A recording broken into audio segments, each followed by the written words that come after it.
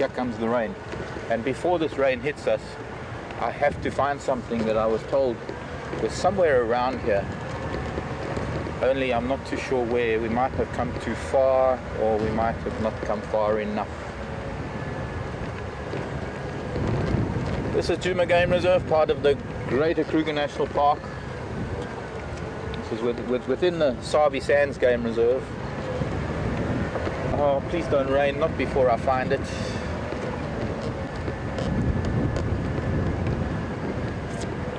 I wasn't really listening to Aubrey when he was trying to explain it to me, and this rain is going to force us out of here any minute now.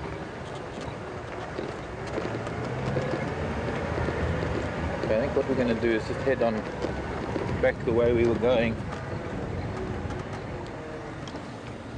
I'm concentrating on doing too many things at once. Getting my hair right for opening. Whoa! To a hole. No, the hair's got to be right, dog. You know, it's just got to be absolutely perfect. And talking to Aubrey and trying to get my mind on the matter. And the matter is, there was something moving around here. Could have been an impala, could have been this branch in the road, could have been somewhere under the bushes here. It's somewhere here. Somewhere here. Somewhere here is an impala or a kudu or something. Might have moved on.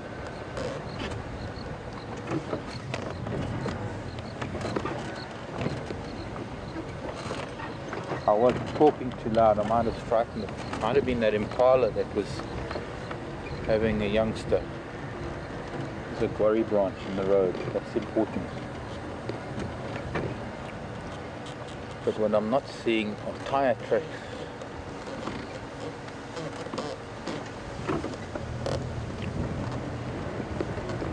So my guess is that possibly has moved.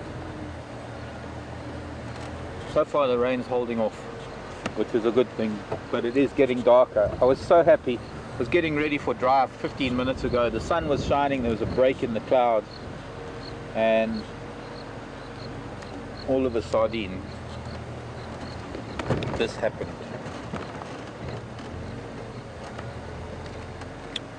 I don't think it's in here because there are no tire tracks in here.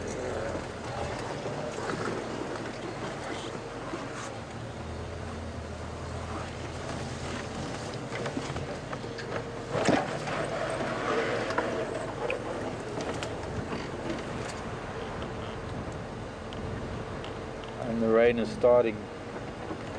There it comes. We're going to have to head to our little shelter on the prairie.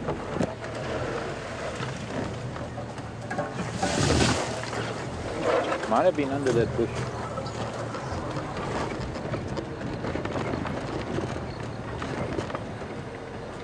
Let me just confirm this with one of my colleagues.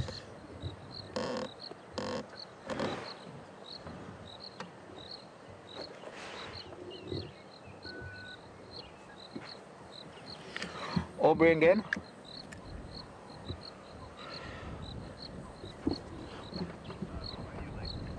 Of course, on radio. Thanks, Alex. Aubrey again.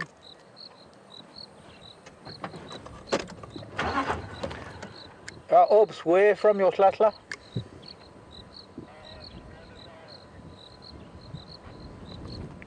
Sorry, repeat that.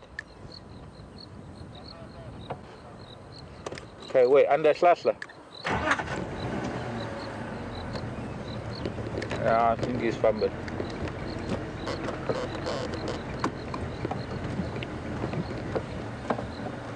Okay, copy.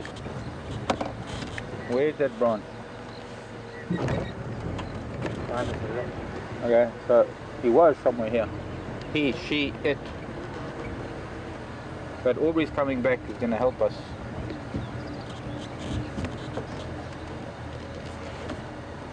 I don't see anything here.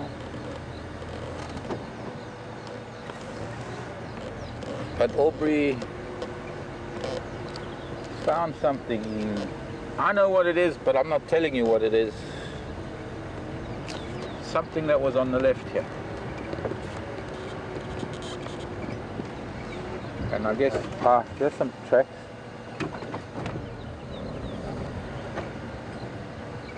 That's not our tracks, is it? Where did we turn around?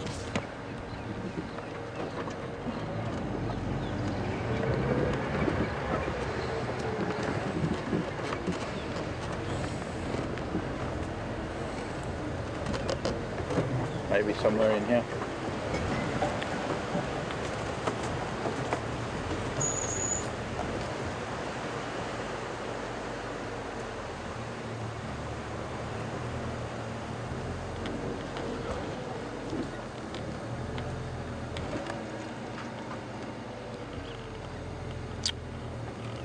There he is. There it is. He's eating. He's a cat. He's eating something, but that looks like a fairly big cat. That doesn't look like a young cat. Aubrey again. Wrong radio. Aubrey again.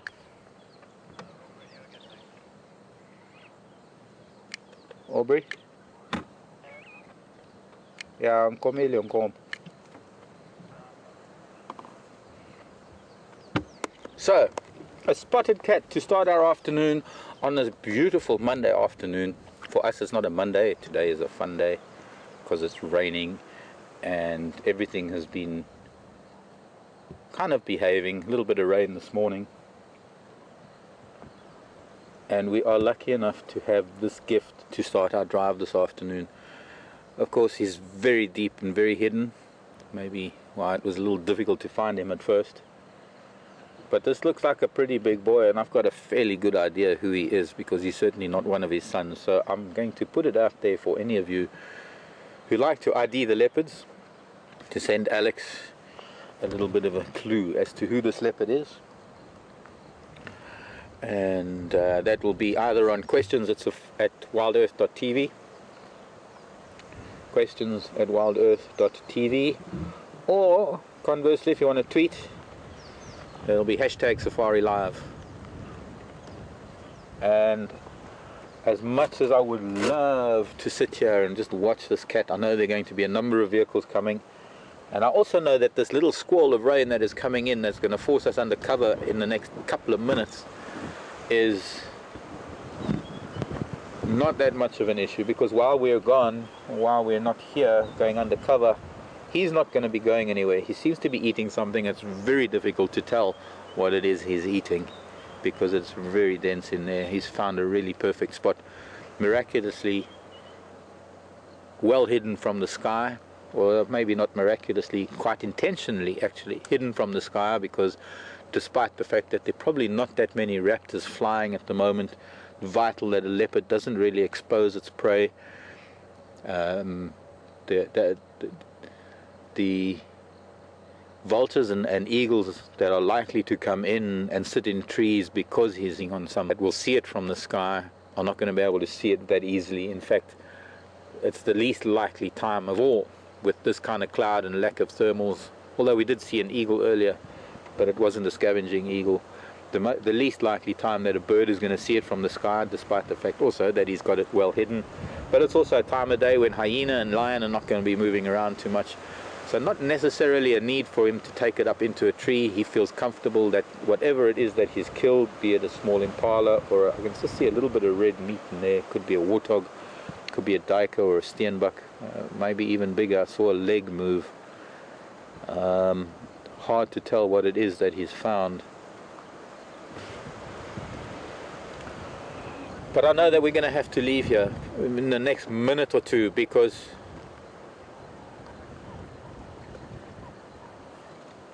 well,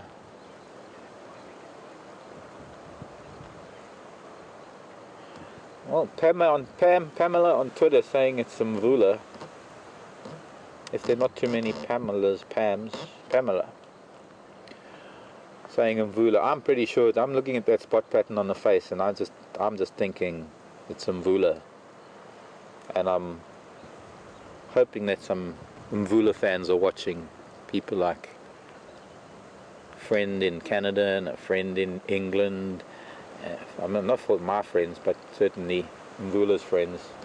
Mvula, one of the leopards of the Sabi Sand. It's starting to rain pretty heavy, folks. We're going to have to just get out of here very quickly and go and sit under cover. I don't think he's going to go anywhere.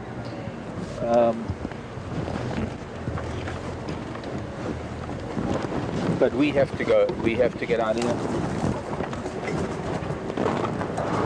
So make the break for cover. I'm hoping that this rain that is falling right now is quite typical of what's happening the whole day today, in that it is merely a... Oh, I'm going to put my other hat on top of my hat, my new hat. I decided that's the best way to go. See, double hats. Save the new hat with the old hat. We're going to make a break for cover. It's coming down pretty hard now. We're going to try and get there. We'll chat under cover. And hopefully this little squall will move over very quickly. I'm going to have to close the lens. We're going to have to close the lens. We're going to have to cut to our technical loop. And we'll see you shortly, folks. Take my protective hat off of my new hat. Have you got my other lens cloth? I've got to clean my eyes. Welcome back, everybody. We managed to make it undercover. It's my rain jacket. Kind of got... really? I need to take that thing back from you every time I give it to you. Not allowed to ever give it to me again. Got this most amazing lens cloth that's almost like a chamois, and it never seems to be where I need it. Welcome back. Well, we got undercover. It's a kind of a fun afternoon. There's a pretty heavy squall coming in, waves of rain that are washing over. Interestingly, the impala that we had here this morning are still out there, but even more interesting is that the giraffe family that have been here for a while went up to Manuleti are actually back again. So, sorry, got to turn the radio down in my ear. So, it's going to be nice to see them, especially out here in the open. There might be some wonderful activity, from them a little bit later on. The very, very light cloud coming up from the south, so I don't think the squall is going to last very long. We're going to just sit it out under this little shelter that Peter built. I wasn't going to say we. Well, we did build it before I got here. We, as in Wild Earth, we built this shelter specifically for this reason, so that we have an escape route coming out into weather. You can see those impala all standing on the leeward side of that termite mound, trying to sort of, I suppose, in a way, shelter themselves from a little bit of... It's not a storm. It's just a good, solid, heavy rain, and with this wind blowing in a very strong, from the sort of the southwest to the northeast, very strong direction it's blowing in. So they're mostly sort of standing on that northeast, or rather, yeah, northeastern corner of that termite mound, trying to keep under cover. I guess that one impala you can see in the middle of your frame, the one that least likes the rain, or likes the rain the least, trying to get deep under cover. Some of them still running around a little bit to the right. They're not really that much bothered by it, and hopefully we might even get to see, because the giraffe are just behind that termite mound. The giraffe are not far from there, and I think it's the same family, only we were kind of rushing. It was just so important for me to, having heard the news that there was a leopard, and of course not easy to find a leopard tucked under a bush when the rain's coming in. And I said to Aubrey that maybe it moved, and he said no, I'm sure it's not going to move. And when we found it quite clearly, I could see the reason why it wasn't going to move. It's killed something, it's eating something. Definitely wasn't there this morning, because we would have known about it, I reckon. Known about it. But I don't think it's going to go far. I do think it's Mvula. We did get a message, a couple of answers coming in on social media that it looks like Mvula. Those spots on the face are quite typical of Mvula. Very nice clear sky in the south and the southeast, and it's where our weather normally comes from. At the moment, most of this is coming from a little bit from the southwest and the west, so I'm a little bit blocked with the cover of our little house on the prairie. But already I can see that it's lifting, and it is quite typical of this kind of a rain, that every now and then it comes down for a few minutes and then lifts and lo and behold, we can head out again. So there's no cancelling of drives, there's no writing things off. We just got to be patient. Maybe a few questions I can get to in the interim, and I think there are even one or two that I've got. I don't know if I can bring up my email, but Alex has got something for me from FC. I'll give it a couple of minutes. Looks like it's lifted.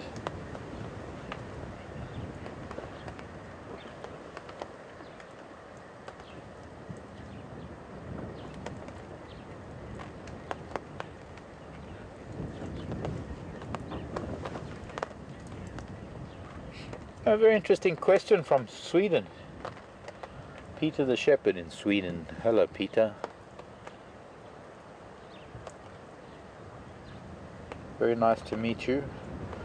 I have friends in Sweden. I've got a friend, Oren Spong, who did his PhD on lion in the Selous Game Reserve through Uppsala University, and I helped him a lot on his study. We spent a lot of time together with lion. I helped him when he was darting lion and collaring or working with the lion. So apart from that, there's also some very close friends of mine who are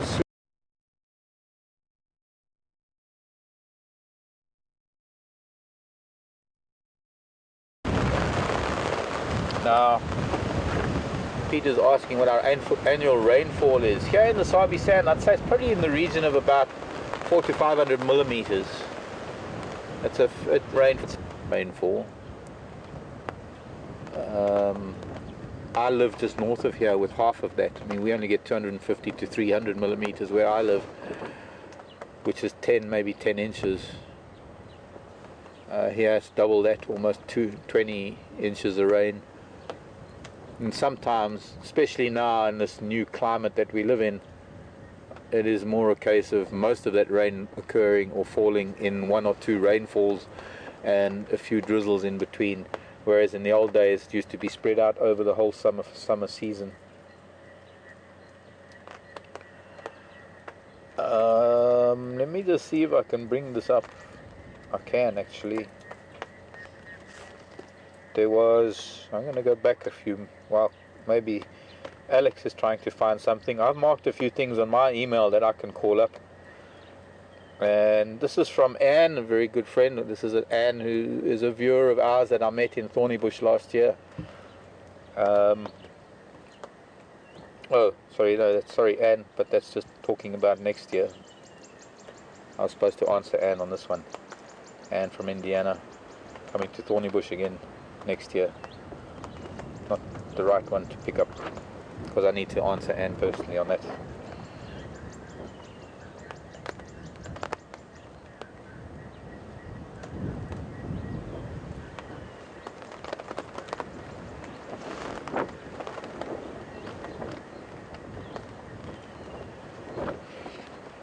I think we need to get out. Let's sort of shelve this question and answer thing. Weather's cleared, there's even a bit of sun coming up. See, I told you, it's going to be like 2 minutes. Let's straighten up that antenna so we can fly right. And look at this. Beautiful. There's the storm. Look at that. You can see that darkness that's just past us. The squall of rain that just came wafting through. Very, very dark. Heading up to the northeast. Came from the southwest. And what a beautiful afternoon. We might have to do this again because they are coming in waves, these storms. So, but for now, who would have thought that 2 minutes ago we were getting drenched and my hat was getting wet and so was my hair. What's left of it. Of course, there's nothing on top, it's only here on the side and the back. So on our way back to see this cat, if we can, because there might be some other. Look at blue skies. High cloud, perfect afternoon.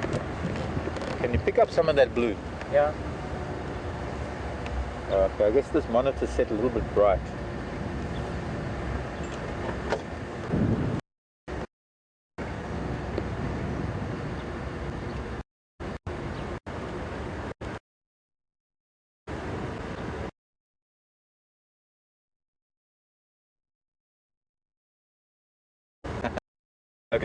time of the year to come?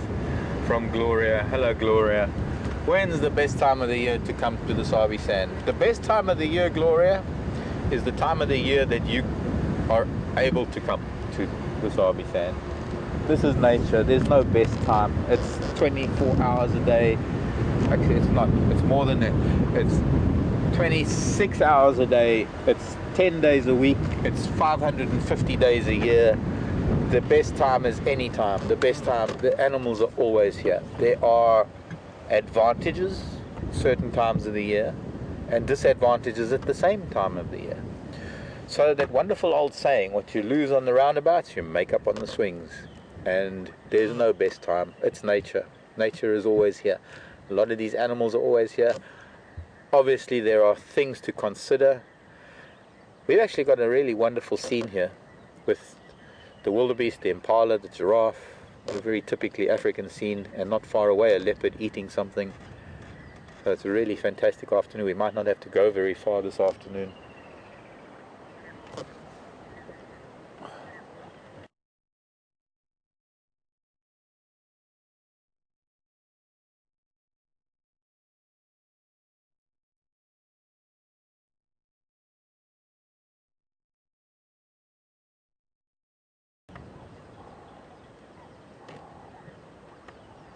Are you sure it's not blown out a little bit, or is it my monitor? It is now a little bit. Those are a little bit different to the family that we had, because that's a different baby. It's a different youngster. There seem to be 3 adult females here now, 2 youngsters. No, this is definitely a different herd. There's another female behind the wildebeest. Let's go a little bit forward so we can encompass more animals in one shot. That one impala that was standing on the termite mound in the rain, still not quite convinced that the rain is over. The rest of the herd has moved here, but there's that one impala that's still standing on the leeward side of that termite mound, still convinced that it's going to get wet. Not quite. Let's see if we can get a view of that. There. Hasn't moved. The rest of them are all moving.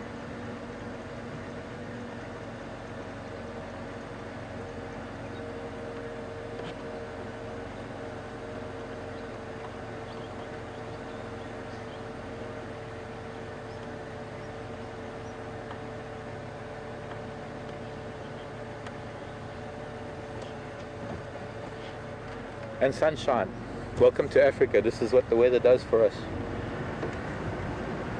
The adult wildebeest all over here with the giraffe to my right, and all of the youngsters are here right where I am with these impala. And of course, vehicles flooding in from other lodges, wading through everything to get to the leopard.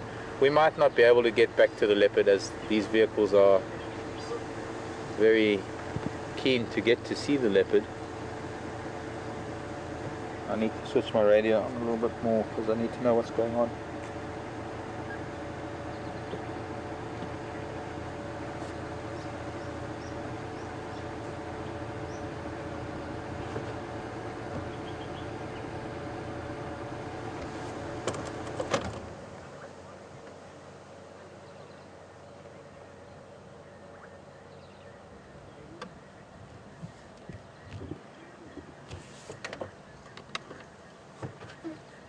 There's that new baby.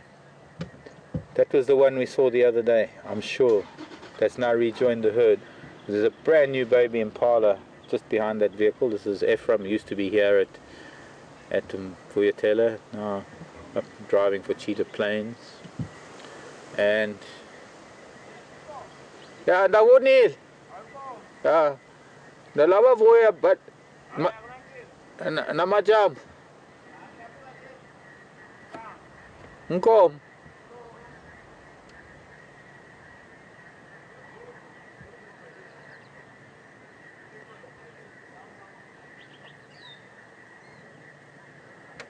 I think we are being blessed this afternoon for a Monday.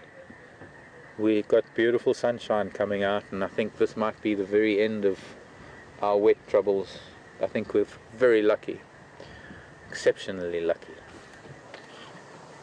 Did we find that little one? Yeah, but I never know. And naturally some other vehicles have come in towards to view this leopard, so we're gonna hang out here. We've got a bunch of species. Look at this, there's a big Nyala bull here with these impala.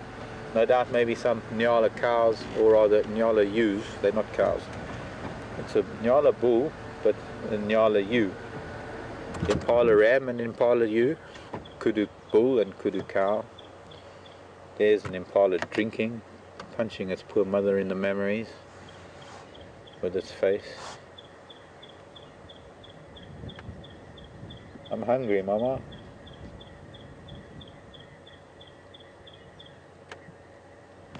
And I just need to confirm what's happening with that leopard, because we have to get back there and spend as much time as we can with him in a while. But one of the things that's telling me that maybe all of this rain is over, and there might be a little bit more. There's a little bit of dark cloud far down in the south, but mostly it's very high blue sky, and I think this entire front has moved over, so I think from now on all is good, and we can spend some time with this beautiful light, this beautiful afternoon, with a bunch of Africa's iconic wildlife. Hefram again? How many movers with that, Ingwe?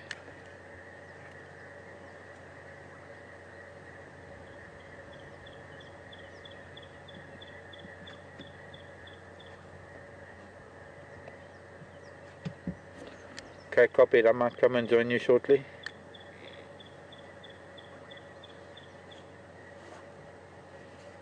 If there's space, I'd like to join you. Okay, copied. Thanks.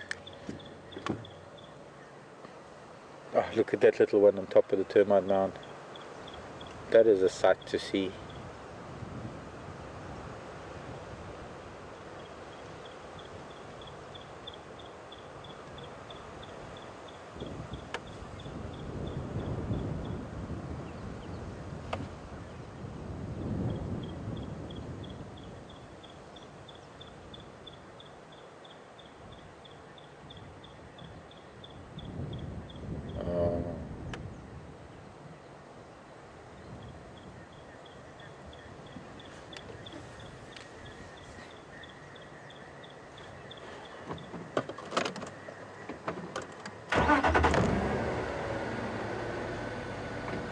Okay, let's have a look at some.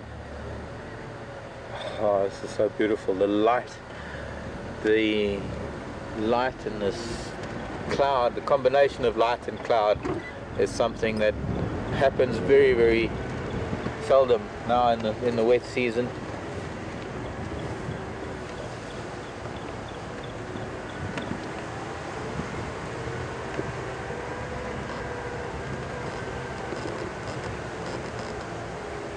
Hello, little ones. Sorry, wildies.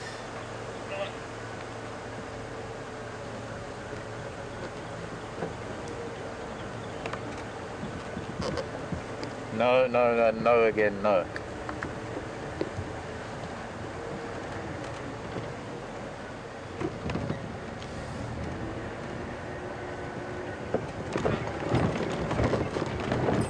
Let's see if we can catch up with the giraffe. The giraffe have moved off a little bit, but this is not that group of giraffe that we were watching a while ago. This is a new group of giraffe that have come in. A few females with some slightly older calves than the calf that we were watching before, and a young bull, one young bull. I'm not seeing an older bull, but we don't know who's out in the bushes. Hello, Twiga.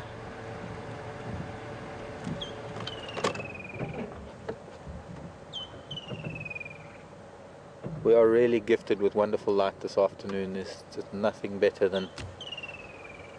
Oh, there's no camera. I don't even know what I did with my camera.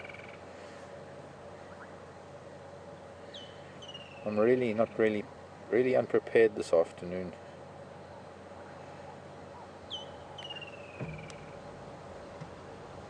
Only because I have to take everything out of the vehicle when it's raining and then somehow return it all At least I brought my books this afternoon, so if anybody needs to know anything, I can get to my books, my library. Actually, yeah, one of these days I'll put it on front and I'll show you what my library is in an old ammo box from my army days, which were a few years ago.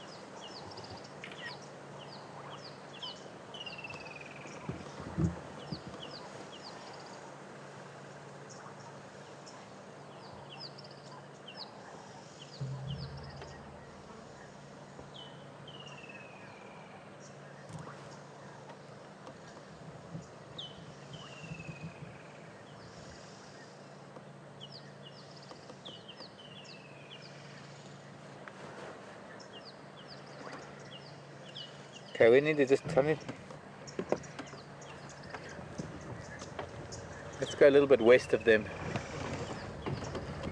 Oh, and there's even another female off to our left. I think these oh, dropped coma.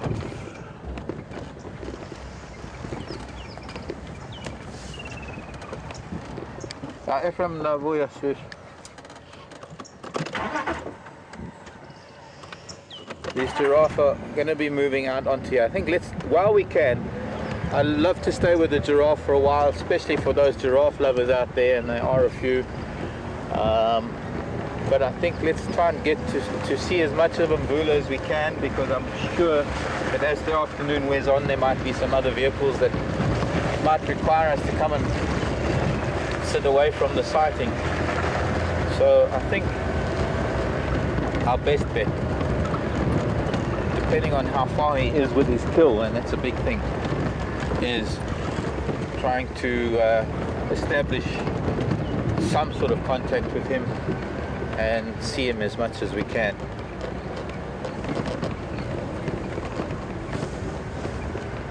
And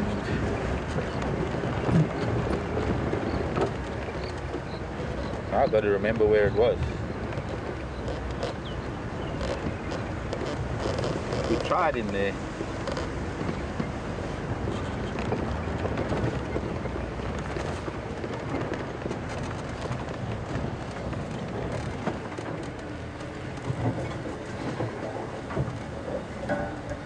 Aubrey did a really sneaky, tricky thing. He put a branch in the road a little bit further before this cat. He's still here. It seems like he might have actually finished feeding, because all we can see is a bunch of spots sleeping.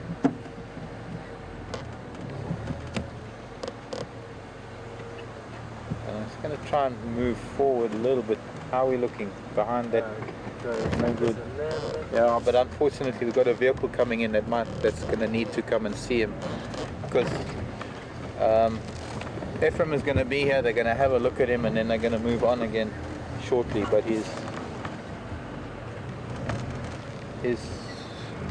that was his hindquarters that we were watching, so we're just going to see if we can see his face from this end.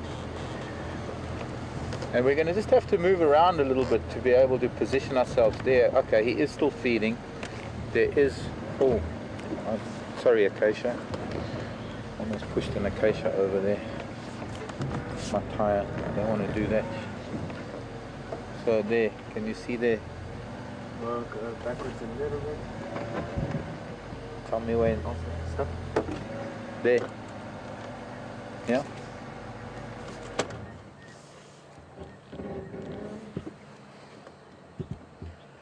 Ephraim, also maybe you want to try this side. Hey, Hayden and Jack. Oh, He got a little bit of a fright there as that car turned on its engine. I'm starting to get a closer look at the head of this animal. Can you see him? Oh, I need to get back just a little bit. Just position the camera a bit better. If this little bit, there's a tiny little rus, I think it is, that's just in front of us. There we go. There we go. You can see a small ear there, so I'm starting to think that it's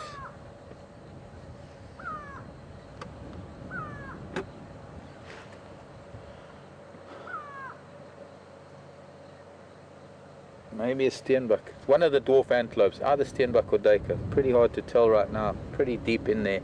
Wonderful that we're getting a bit of sunlight coming out. Yeah, no, you are way overblown. Yeah, since the camera is a few feet behind me, when there's only one line of vision, I can see it on my monitor in front here, but when I'm looking at him, all I can really see is the back of his neck, so I can't actually see his face. I can't even focus my binoculars on that ear because that little dead tree to the left of that ear is in my way. That's how acute the angles are here. So I'm trying to identify it from the ear, and I'm thinking maybe steenbok, but it is one of the dwarf antelope that he's killed, and most likely, judging by where he's feeding, he's already fed on a lot of the back of the antelope, because that is where they start. The highest nutritional intake is maybe where the rump is, where there's the highest meat content, and then slowly but surely they'll make their way through the animal, finishing off with maybe the skin and the skull.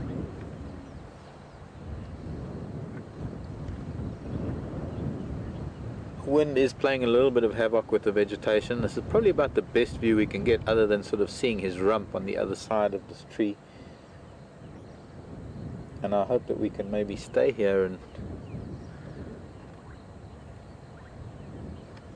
watch him through this process. He's exceptionally well hidden. There's nothing that's going to see him from the sky. Even though the sky is clearing beautifully, there's more blue sky than we've seen in the last couple of days. Still a little bit of grey and a little bit of darkness that might be moving in from the south, although it does seem to be moving, seems to be blowing from the sort of southwest up to the northeast. But I think that we might be lucky to have a more wonderful afternoon with this dark cloud in the background and the sun going down. The side light that strikes the trees and strikes the bushveld in the east, with the light behind us, makes everything brighter green and just so much more vivid.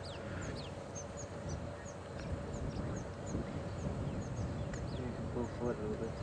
Yeah, it's changed positions, so we need to try forward or back. Forward.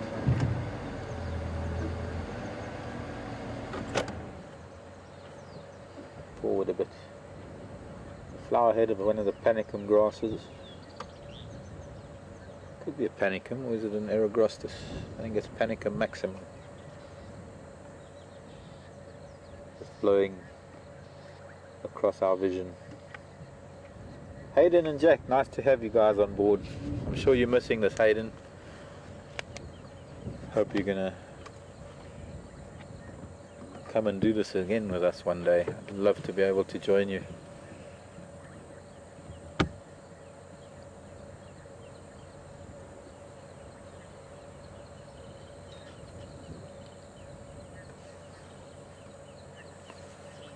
That's you, Ephraim.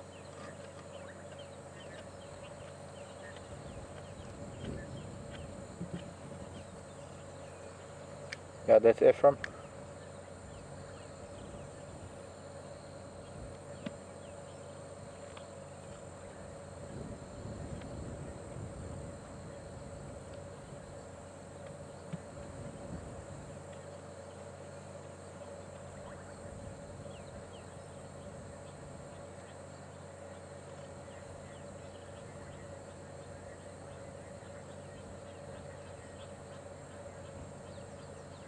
Dappled sunlight filtering through these leaves gives you an idea of how well leopards are concealed especially in sunlight, because with the dappled light and their spotted coat pattern, if they're sitting still, there is no way that things are going to see them. I mean, we could have driven past here 1,000 times if he was under this bush and we would never have seen him. And I'm very grateful to Aubrey from Buyatela Gallagher for letting us in on this little trick. You can imagine if one has monochrome vision without the benefit of colors, that it would be very, if he wasn't moving, it would be very, very hard to see this cat. Zoom out a little bit, I think, Jason, just so we can sort of get an idea of how well covered he is and how almost impossible it would be to see the likes of a leopard. And that's not even zoomed out much. Maybe a little bit bright. I need to get my monitor's brightness the same as your brightness, I think, because it might be blown out on my monitor.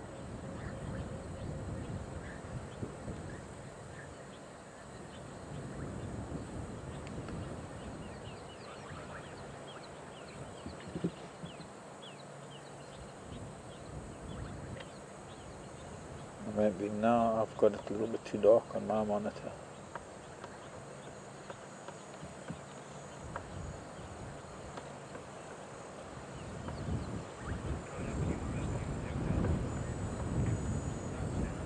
Okay, there we go. That looks pretty good.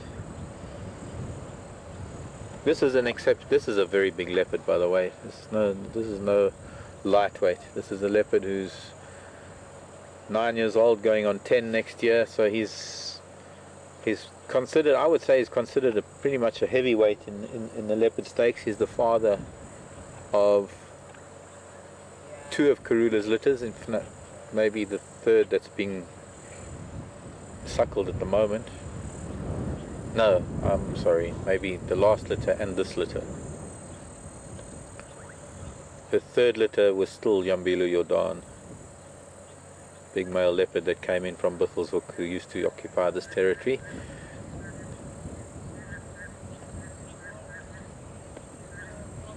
North of us there are some of the Matimba male lions. We're not going to get to them, they're on Buffelshoek.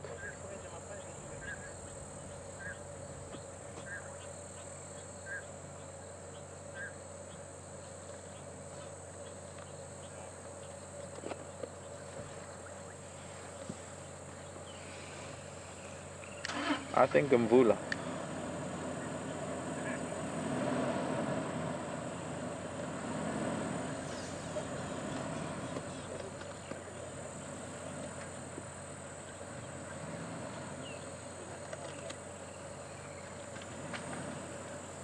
Oh, okay, copy, thanks.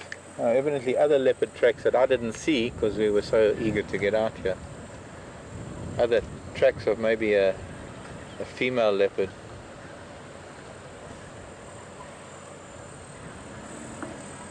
Will hunt during the day. It's the least likely time of the day that they're going to be disturbed by hyena or lion. The least likely time when hyena or lion are going to actually hear, because there are often death cries of the prey when it is killed. Maybe we need to lighten that up a little bit, just so we can, maybe it's my monitor.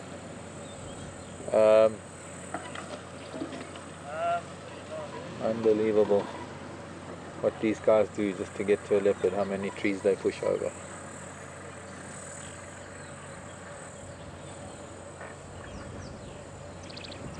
Alright, so firstly, this is not a young male leopard.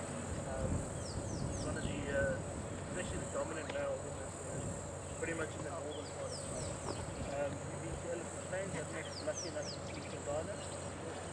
Now he's the dominant male in the west. So they both of them are like the same age. But it's quite a common thing when leopard are making a kill during the day. They're actively hunting during the day because they have the least likely chance of having other predators, their competition moving around to be able to come and steal their prey. It's only when they are directly threatened. There are some times that leopard will automatically tree their prey if it is a fairly big item or a fairly big animal that they've taken down.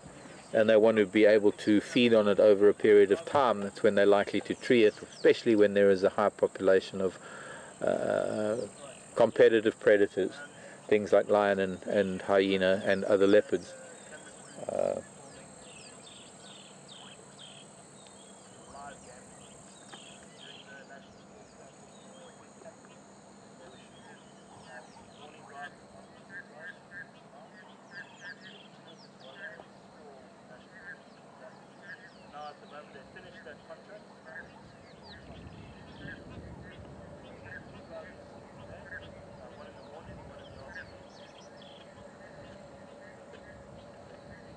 So maybe more intelligent behavior than unusual behavior, in that making a kill during the day ensures that they will keep it. It's a fairly small cat, or rather small prey. It can be finished fairly quickly. And when you find that animals, or a leopard that kill their prey during the day, that do not tree it, you'll find that generally they're going to take it and they're going to hide it under fairly thick vegetation, because the one thing that they don't want is to be seen from the air. There are a couple of scavenging birds besides vultures. There's the hooded vulture, there's the battalier eagle, and there's the tawny eagle, which are three birds that are relatively low soaring birds. They soar between, well, anywhere under 200 feet, and they are the ones that are most likely going to find something. But what happens is that when a battalier or a tawny eagle or a hooded vulture start landing in trees, then they start attracting the attention of higher flying vultures, some of the bigger vultures, and as soon as vultures start dropping out of the sky, it starts attracting the attention of hyena and lion.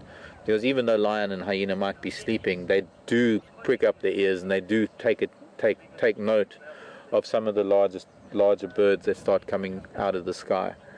Now, contrary to what most people believe, is that vultures circle over a kill. They don't really. They circle when they're leaving a kill, but when they're coming into a kill, they drop out of the sky in numbers, and they drop pretty quickly because there's no time to be circling. They've got to land and they've got to get to that carcass as soon as possible, because the competition amongst the scavenging birds is very, very great.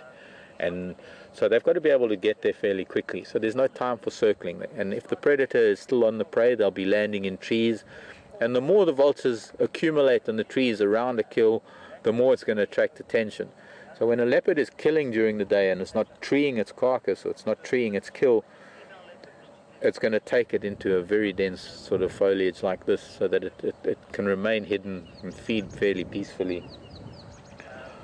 The rain and the wind, well, the wind itself is likely to attract attention because there is a very distinct smell that comes from a kill. But there's not really that much chance of hyena wandering around that they're going to pick it up yet.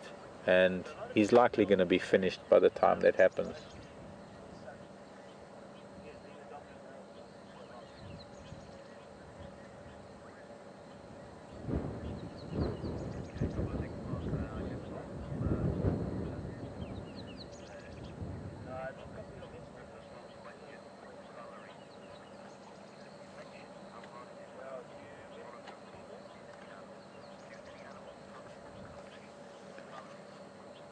Hello, Valerie. Valerie, just referring to something that I was talking about earlier with monochrome vision, and I think it's very difficult to really tell what an animal sees. I think there have been some breakthroughs recently as to whether animals have, or how to really determine whether animals can see color or what it is they really see. But you've got to remember that having monochrome vision doesn't mean that they can't tell color, because with that monochrome vision comes different shades, and different shades obviously have different significances. But we can only surmise that animals don't see, most animals, especially the herbivores, we can only surmise that they don't see color. I think up until now it's been a case of whether they have a combination of rods and cones in their eyes, so that the light diffuses or it goes through the kind of prism effect to create color. I need to look up on that, because recently there were some developments on really being able to establish whether color vision is related to that fact, or whether there are other factors that are key in determining color vision. Oh, we're about to get another rain. As much as I loved that little bit of sunshine before, this weather has turned. There's a huge grey squall coming in from the southwest, and we might be forced on. You can see there's a little bit of wind that's picked up now, what I call a rain wind. So we might actually have to move on again shortly, go back up to our little house on the prairie, our little shelter, and then maybe come back again in a little while.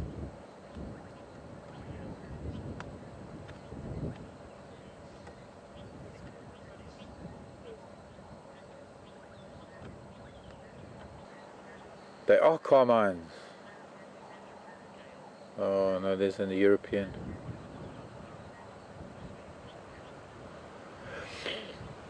Hello, Gail. Gail's asking if Mvula would allow his offspring on the kill to feed with him on the kill. I think that's only a question that Mvula could answer, Gail.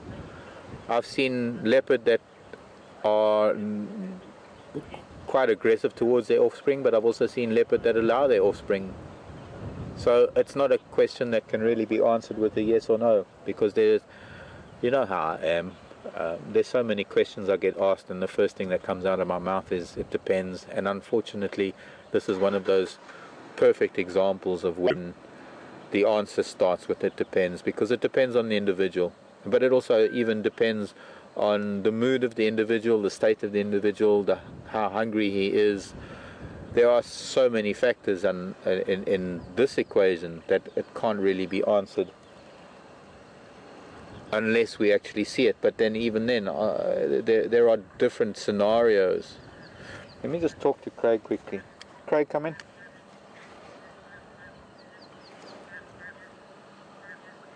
I'm going to come this side, I can see his face. I'll move around the other side. I'm just going to move so Craig can come in here.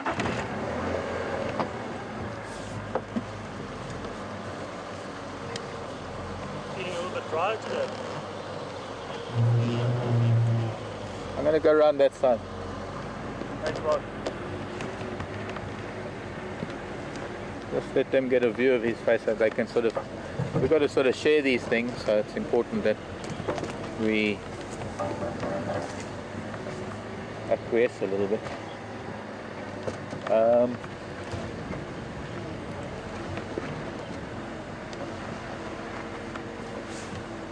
Many times when this happens, because every book and or most of the literature that you're going to read, they are solitary cats, and they don't tolerate their offspring and all sorts of other things. So I mean, here all we've got is sort of his rump, and we can see a little bit of his ear movement, but you can get an idea of... There you go. Just get a really good idea of his spot pattern on his rump and the base of his tail. Those are his haunches, his thighs sticking up either side of his spine.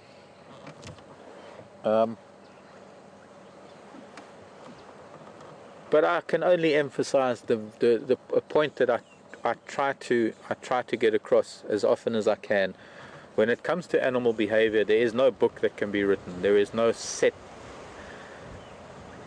action, or there is no set behavioral pattern that you can be sure of that an animal is going to follow. And when it comes to things like leopards and their extended families, they are individual thinking, feeling, breathing, emotional creatures that go through moods.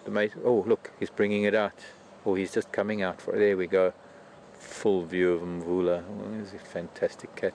He's actually leaving it for now. He might come back to it later, but I think he's maybe having a little bit of a break. Might be that the vehicle that came in there has just pushed himself a little bit too deep in, a little bit too close to Mvula for Mvula's liking. These things do happen. So let's see, he's going to wander out onto quarantine.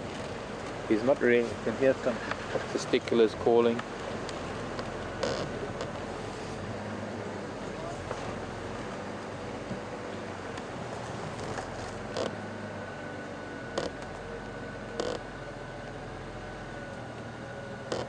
Liz, I hope you're with us.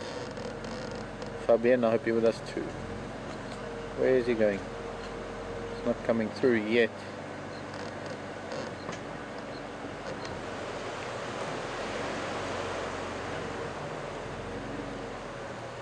should be just here in this gap, but he isn't yet. He's just here behind this quarry right here. He's right behind us.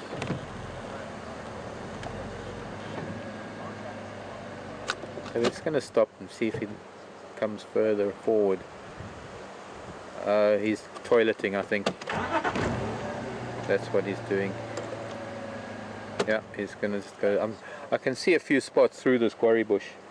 I'm just going to stop and just let him do what he wants to do in private, of course, because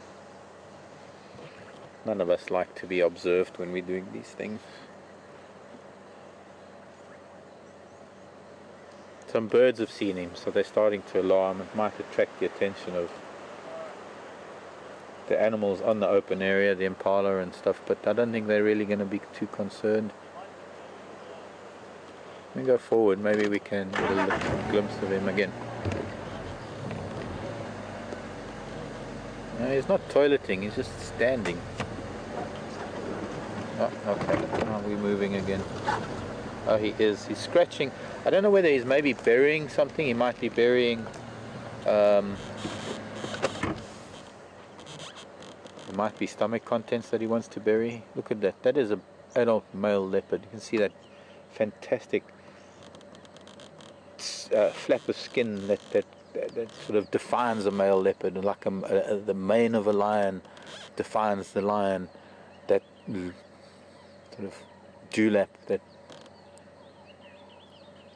neck skin doesn't look very attractive on us humans, us males as humans, when our chin turns into our neck, but certainly when it comes to leopard, it defines them as an adult leopard.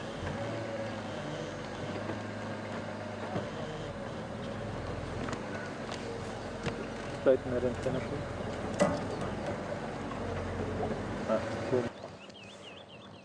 Don't even have a camera to catch a good shot of him, but I'm sure we'll get some good screenshots.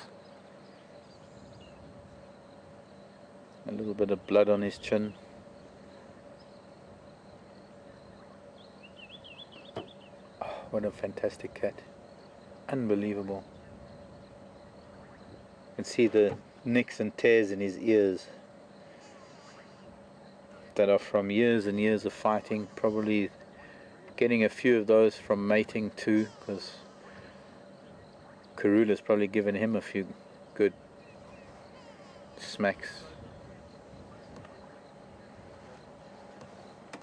Oh my word, what a fantastic leopard.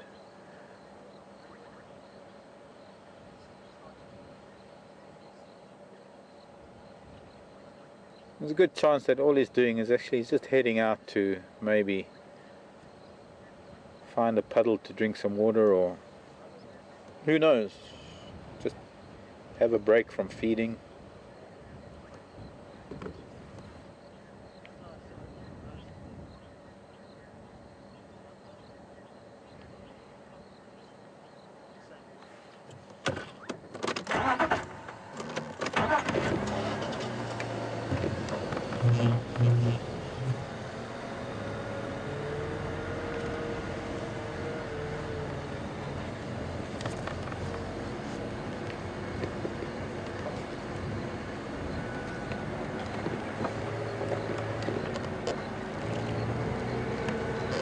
A bit wet here, hopefully not gonna cause any damage.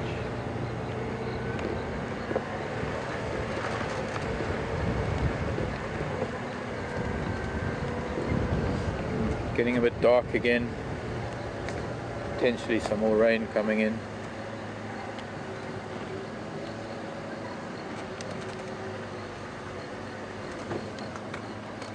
He's lying down now, doing a bit of cleaning.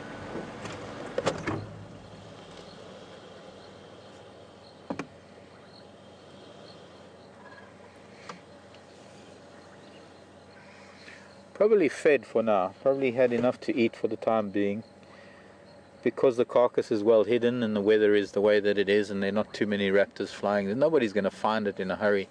There's most likely going to be some hyenas sniffing around later, because once they wake up and they start moving around, they will invariably pick up the scent, especially because the stomach contents will be quite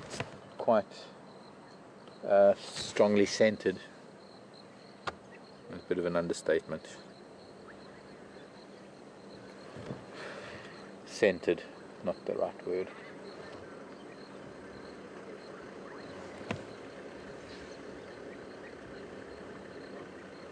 Okay, Rain, you need to move north.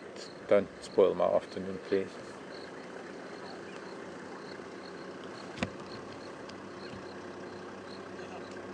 Here he comes.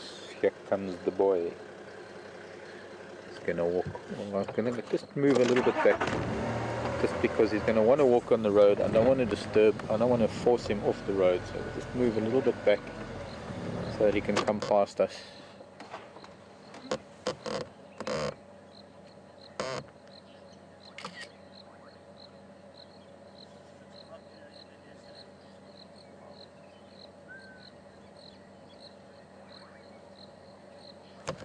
Where's my monkey? My monkey needs a picture with a leopard.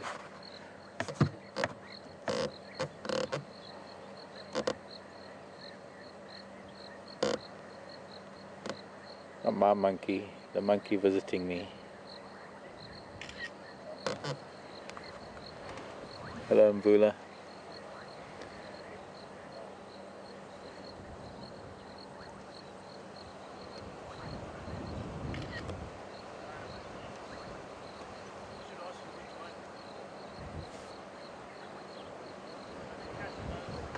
And he's heading up towards us where those giraffe were, heading up towards where those impala were. I doubt whether he's going to maybe make a kill or even be that interested. He's got a seriously full tummy at the moment, and who knows? You know, they are opportunists, very much so.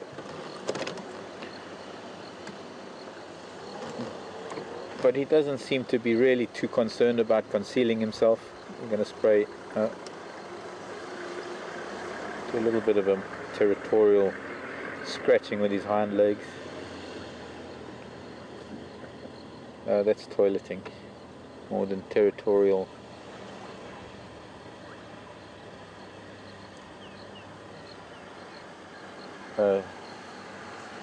Cat wants to roll. How beautiful that is. Absolutely gorgeous. Yeah, I also thought so. I don't mind. This Land Rover's pulled many Land Cruisers out of the...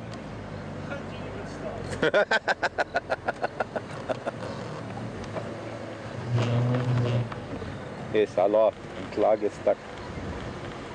When I get stuck, not even a Land Cruiser can pull me out. Not even a tractor can pull me out. Because when I get stuck, even the tractor gets stuck.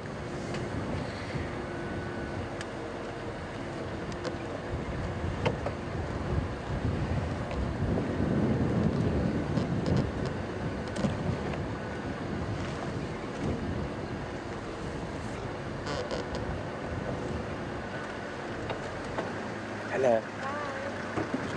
Hi. How are you?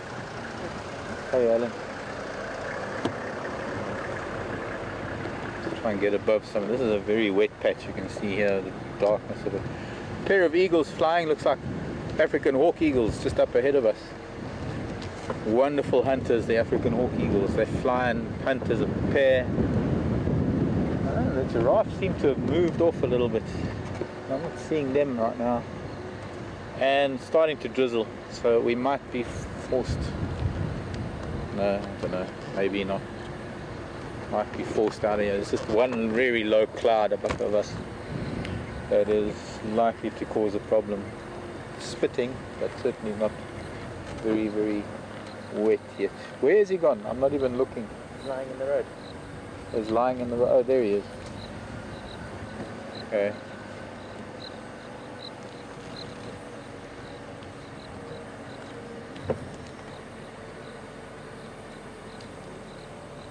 He's drinking from a puddle, that's what he's doing.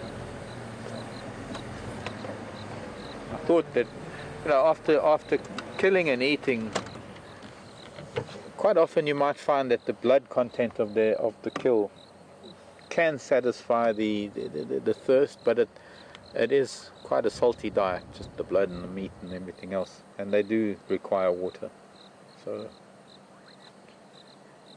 a little bit muddy. We've seen cats drinking from really thick muddy water. I guess their stomach can handle it. If they've got to digest the kind of stuff that they have to, then they're not too worried about the quality of their water the way elephants are.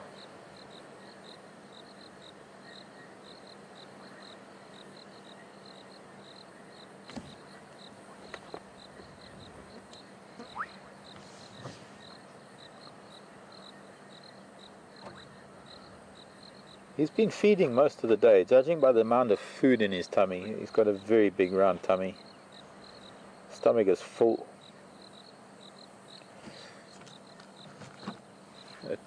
Even debatable whether he's going to go back for the scraps that he's left.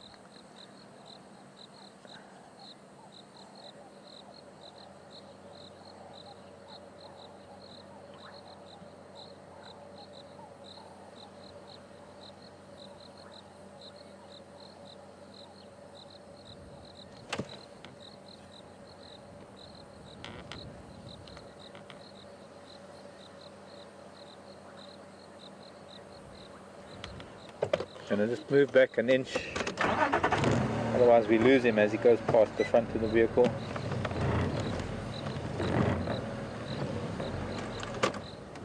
Don't want to push him off the road, and don't want to intimidate him that he's not going to carry on walking the way he wants to go. And oh, my hat.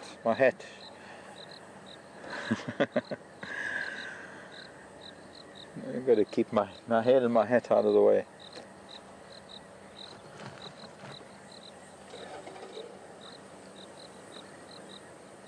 Hello, old man. Oh, what an incredible pleasure to have a cat that disregards our presence to the extreme, that he carries on doing what he wants to do,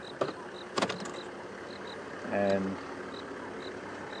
mostly unconcerned. Here we go, he's going to mark his territory now. I think he's going to sniff on some branches here, and maybe, no, he's not. It's a toileting thing. That's going to be smelly. Okay, do we need to censor this? Do we need to...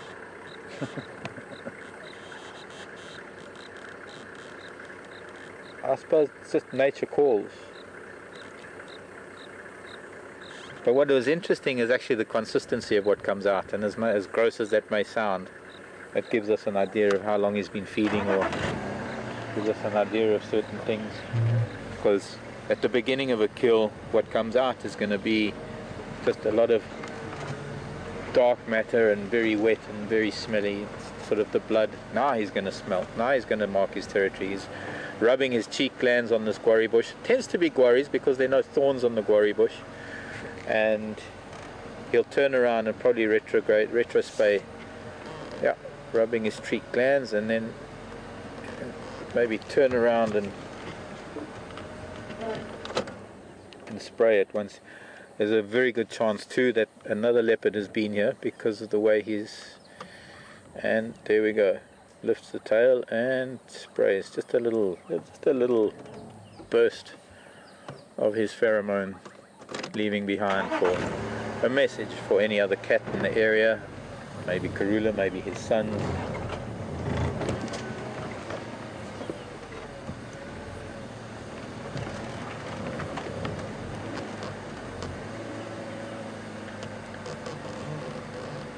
Kind of like the old days before we had post offices. We had certain trees that we would leave mail messages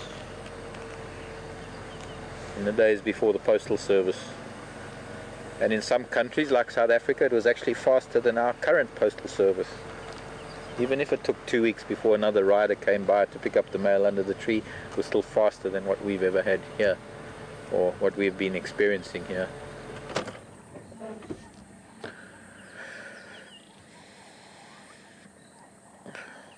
Another form of scent marking and another form of marking is what he's doing now, scratching with his hind feet, glands between the toes,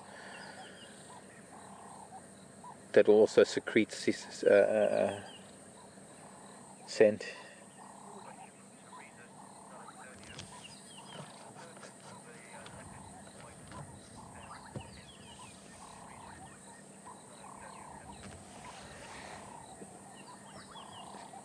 What is the purpose of the white tip to the tail of a leopard?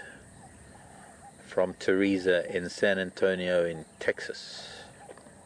Hello Teresa, great to hear from you. Teresa wants to know,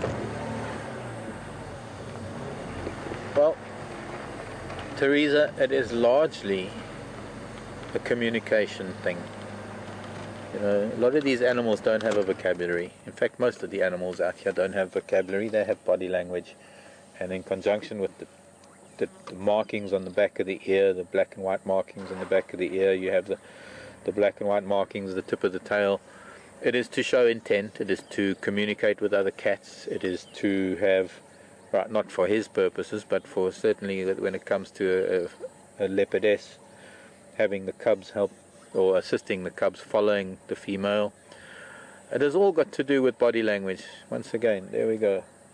Bringing down branches and spraying his territory. He's making his way towards Philemon's Dip. He's heading on this old pathway that runs down here. We might eventually lose him, but hopefully we might pick him up again.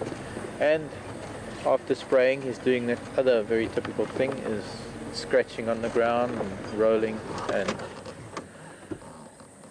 quite clearly leaving his scent. Oh, pussycat, pussycat, how I love thee.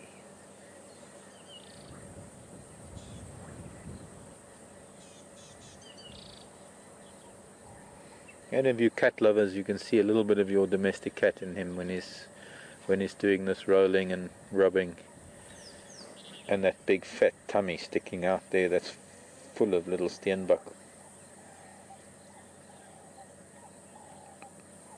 Oh, he's heavy.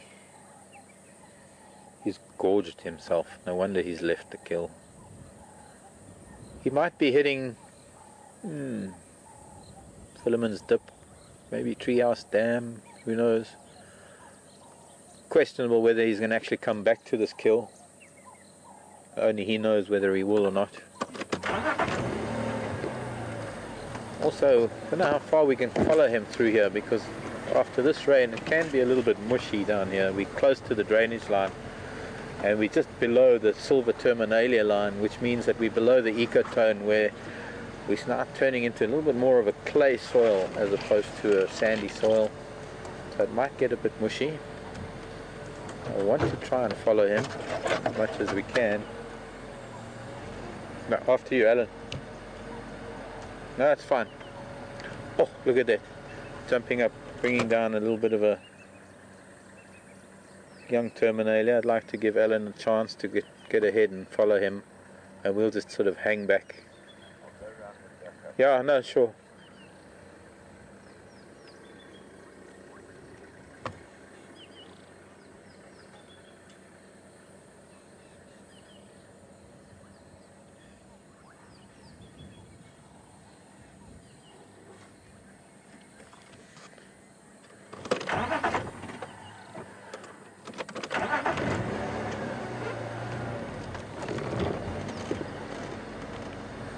Well, we were lucky. We escaped that little squall of rain that was coming through a minute ago.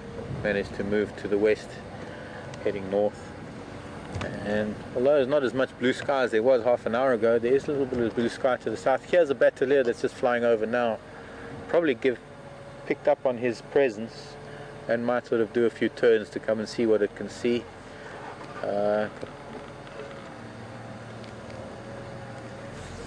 Batelier has probably been bored stiff most of the day, not being able to fly much with the weather, but a little bit of wind picking up now, allowing him to look like a big adult male.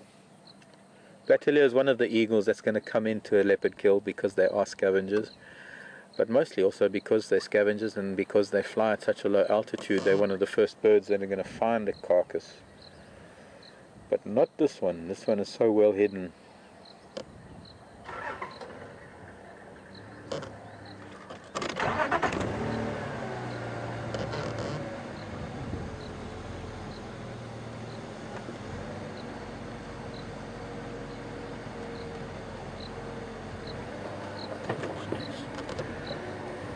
We're following a hippo path. It looks like a hippo path. Can't remember the number of times that we've actually followed Karula or her cubs down this very same pathway along the edge of the drainage line. Mission in Djuma spent so much time in this drainage line off to our right. As youngsters, we found them playing with terrapins and monitor lizards over time. There was one of Karula's very silent hunts just behind us amongst this terminalia veld, where we watched her kill an impala.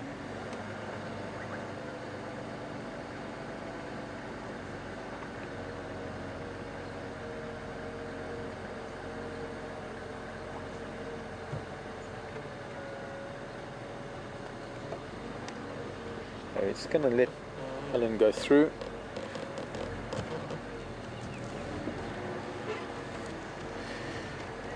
So, very interesting for me to see a leopard like Mvula, who has now taken over this territory, utilizing a lot of the same pathways, a lot of the same area that has been the core of Karula's territory. Of course, his territory is a lot bigger than Karula's. So, not that unusual. We're driving. Can you smell that? What is it? Vononia. I think, let's see if we can branch off to the right here. There was once a pathway that we could follow all the way to Philemon's Dip, and let's see if we can manage to follow him, because I think that's where he's going to come out eventually.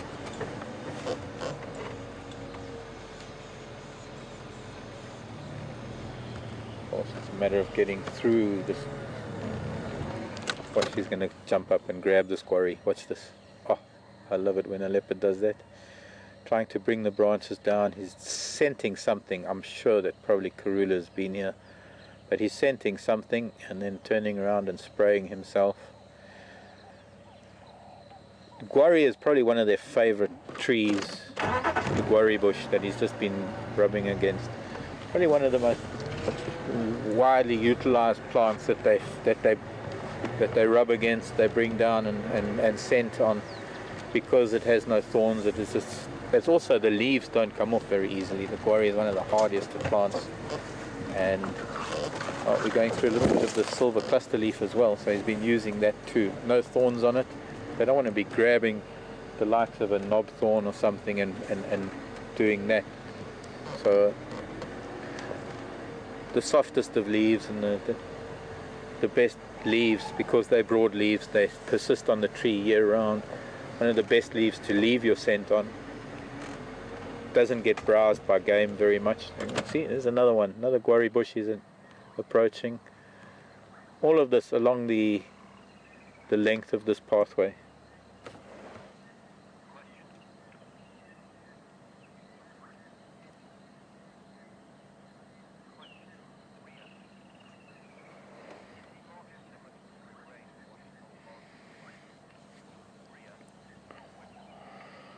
Hello, Ria. Ria wanting to know if he's marking so much because the rain washed things away. It's very possible. It's highly likely. Although I think there is a fair amount of scent that lingers after the rain has, even though the rain might wash things away. But yes, it's quite likely.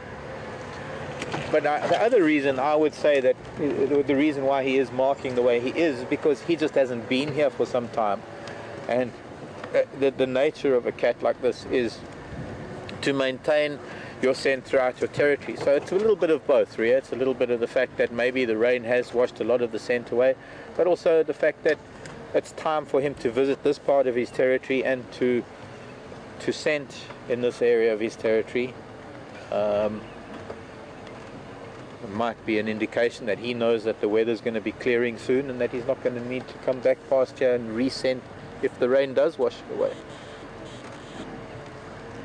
But you know, we only have an inkling of an idea of how efficient or how I'm trying to find the right word, how incredible their scent, their olfactory abilities are. So we don't know how much they can still scent after a rain, and I'm sure that there is a fair amount of it that they can scent. But yes, I would say you're quite right, Ria, that there's a part of the reason for this is that the last time he might have been here marking this area or this part of his territory might have been a long time ago, and by now it's starting to fade and exacerbated by the rain, and that he now needs to re-establish his boundaries in this part of his territory. It doesn't mean that this is the boundary of his territory. It doesn't necessarily mean that we're on the edge of it, but it is within his territory. He's perked up a little bit. He's looking, those ears you see, and the tail. There's definitely something up ahead. There's something that he's starting to concentrate on. He's changed his body language enough for me to read. Listening to us at the back here, but he's still concentrating on something up ahead. But the one thing that a leopard has no control over is the tip of the tail and that twitching of the tip of the tail. And then now lifting the tail, telling me that he's lost interest in it, but that's also because there's a bird that is starting to alarm. Sounds like a testicular. So a little bit of his surprise has been given away. Maybe there's Nyala, might be something further on that he perked his ears up to, he was looking at, and now no longer interested in.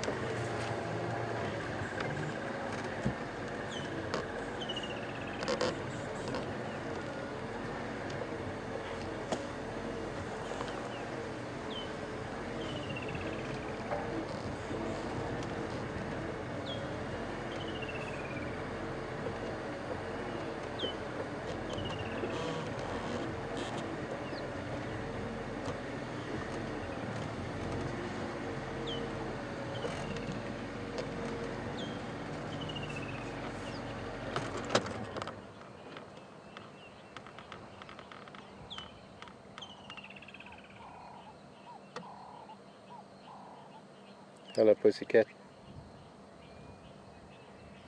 Just looking at something just behind us.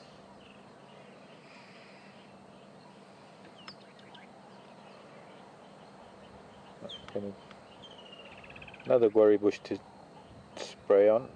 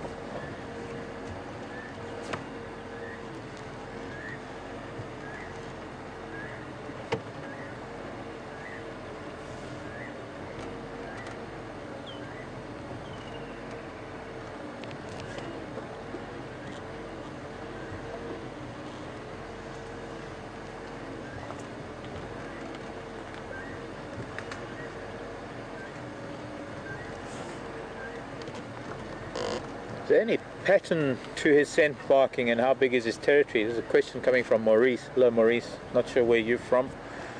But no, there's no pattern. There can't be patterns, Maurice. Everything is random, everything is just so ordered chaos. There's no pattern. As far as the size of his territory is concerned, I haven't the faintest idea where it extends. I'm sure there are a bunch of people out there who have sort of tracked his movements all the way from here to Nkoro and the other lodges around, but we're on 1,000 hectares here at Djuma, and his territory extends far beyond the 1,000 hectares that we have here at Djuma Game Reserve. So it isn't something that I can really quantify right now. I'm not too sure where his territory extends to. Certainly a lot bigger than the territory of a female leopard. Okay, we're coming out onto Philemon's Dip right now. I'm going to try and sort of break away from this and break through onto Philemon's Dip if I can, because he's probably getting out into the open now, and it's, well, no, maybe we can't, not just yet. Maybe we'll just go through this little gap here and see if we can make our way through this bush. Just going out onto the road now.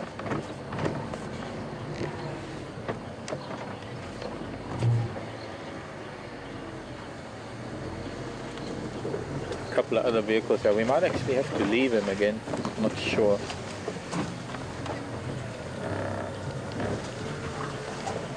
And also I've got to let other vehicles get a bit of a better view of him, because we've been very, very lucky to spend a lot of time with him, and hopefully we can continue to follow him.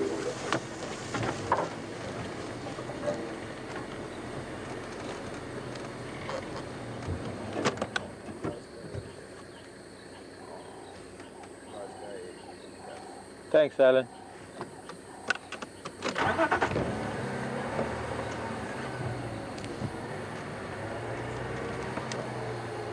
Bye. Bye, girls.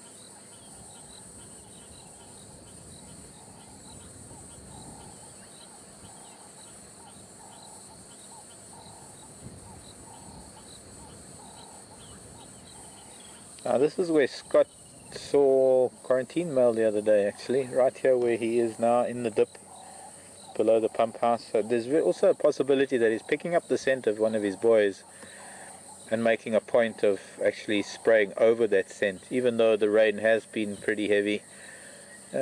I don't think that the scent washes away completely. I think what I've learned of this, the ability of dogs to scent things, and I think, I don't know, Jack, if you're listening, and Jack, if you're watching, Jack on Long Island, has been a dog handler for many years with the police department, will probably attest to it, that rain doesn't necessarily wash the scent away. It might dissolve, or it might spread it a little bit, but the scent will always be there, especially with an incredible olfactory system. And I'm getting an idea that he's picking up the scent of something, because he's lingering. And the way he's pulling the bushes down to actually rub against, like he's going to do it again now, jumping up into the bushes, I'm thinking that there is scent up there from whether it's Karula or quarantine male or one of the others. But this is the kind of behavior of a leopard that is picking up another scent, not just leaving his own.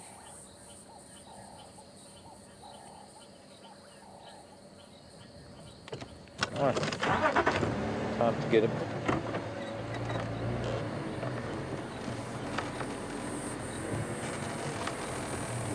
Continue.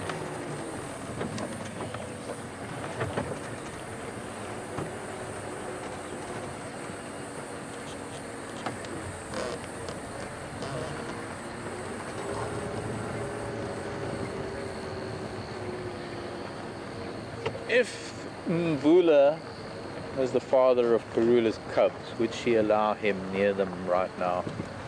There's a question from Diane in New York. And Diane, I'm afraid, I think you know what my answer is going to be here. It depends. No, this one isn't a depends so much as it is a nobody knows kind of question. I can't say yes and I can't say no, because the only one who can answer that is Karula herself. And we're just going to have to just wait off here in the background. Maybe have a look at the sausages growing in the sausage tree, because he's not moving very fast on the road. There's the other vehicle up ahead of us that is... I'm going to let them go ahead. I'm starting to... Oh, he's just moving past the pump house. He's going up onto Philemon's cut line. I've just got to check something behind the car. There's a bit of a rattle. See if you can find any of those sausages. Is it? Oh, alright.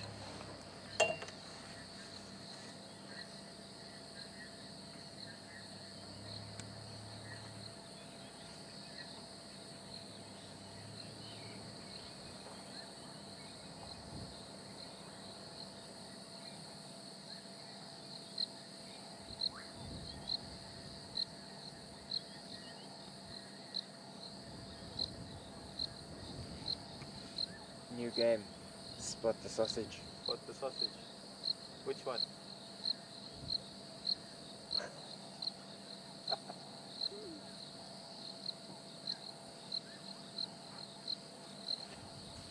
Just a branch that was rattling against the differential, against the prop shaft. I didn't want to shine on that, or rather film that other vehicle that's up ahead of us, because there's a very look at him. You can just see him peering at us from. How many times we've seen Mission and Djuma playing in this pump house? This is a borehole pump, so it's not great that we have a man-made structure, but they've changed it now. In the old days, all it was sort of 4 poles and an open structure that the cubs could actually get into where the pump is, and they used to play with the funnel that was used to fill it, and they used to play with things there. Mission and Djuma spend a lot of time around the sausage tree and in this little drainage line around this pump house.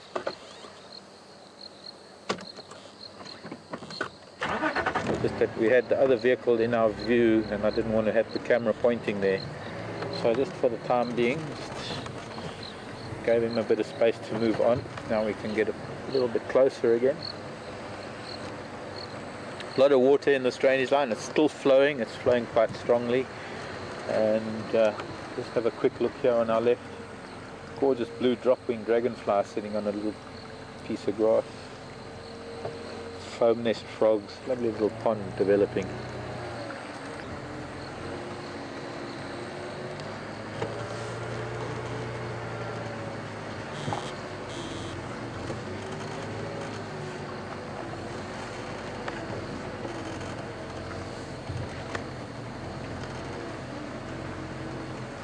And time to relax for a cat.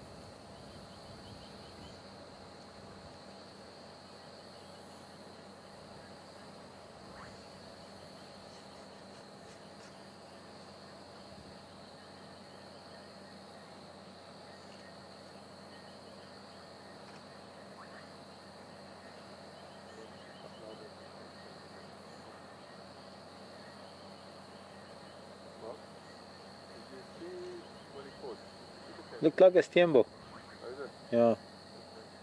was very deep under a bush, so it was hard to really tell. We watched him last night, just before the rain. He was from Swindon to get to Junction. He was chasing almost everything. Yeah, Warthog, stick. that was a heavy rain.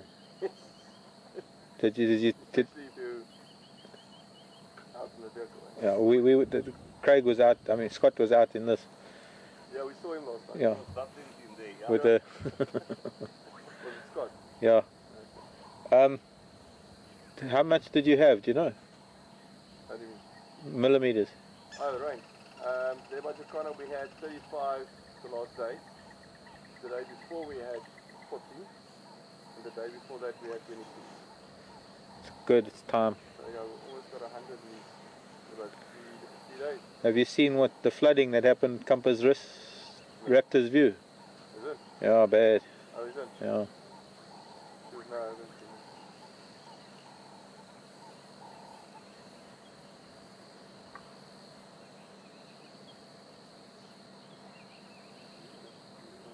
Right, by Hoedspruit, eh? Yeah. By Hoedspruit. Yeah. And closer to the mountain. Okay. Having very heavy rains. And Western Sabi Sand as well. Sand River's in flood. Oh. Yeah. Came down heavy. I think we got the edge of it. There was like 160 mils or 200 mils closer to the mountain.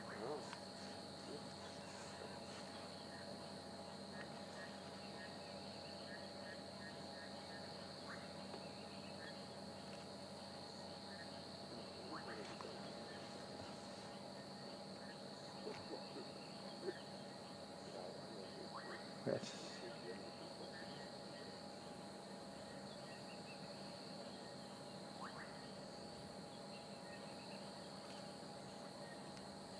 a cat that's saying, really? Tolerating our presence.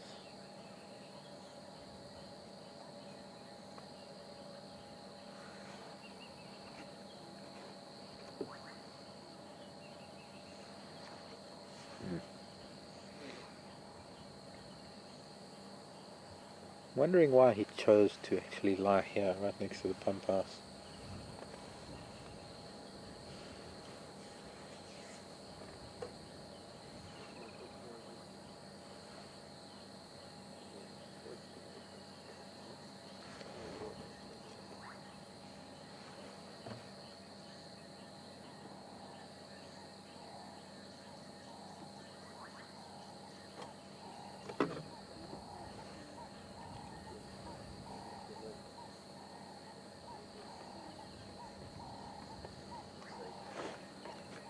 Very strange, I'm not getting anything.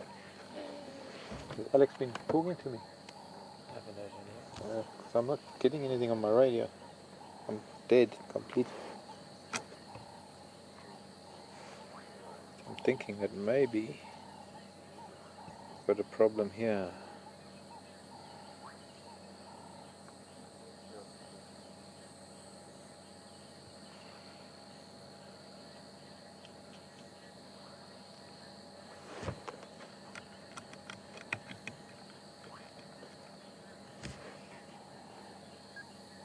Back again.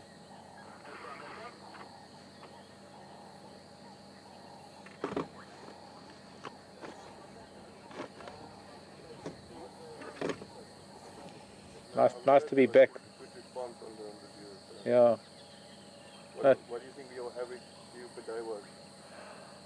In the thousands. I'm not too sure of numbers. 1314. Yeah, at the moment 1314. Okay. But you know that it changes every minute. It's the total views that maybe count at the end of the day, and I'm not sure what that number is, but it's pretty close to 1 million. Yeah, we also heard about there was 1,500 average viewers. Yeah, so, yeah. Which is good, I think. It is, and you know, with live, there's always this dilemma of when you don't have content, people switch off, and there are a lot of long-time viewers that know that you've got to stick with it over time. So if there's that sort of constant 1315, that means people are logging off and logging on constantly, which is a great thing. Hopefully we can reach a wide audience. I mean, it is a wonderful thing for, personally, I love reaching out to people, and a lot of the people who are never going to be able to come to Africa and experience it themselves. Sorry, Mvula, we're talking too loud, dude. But to be able to experience what it's like to be with a leopard or whatever it is. And then this interaction that I can get questions from around the world and answer them in real time, that sort of adds to the wonder of it, that I can talk to people anywhere, yeah, who are watching at this very moment, listening to me talk to you. Alright, and how do they talk to you? Do they talk? They send emails or they tweet questions to our control room back at Djuma, Okay.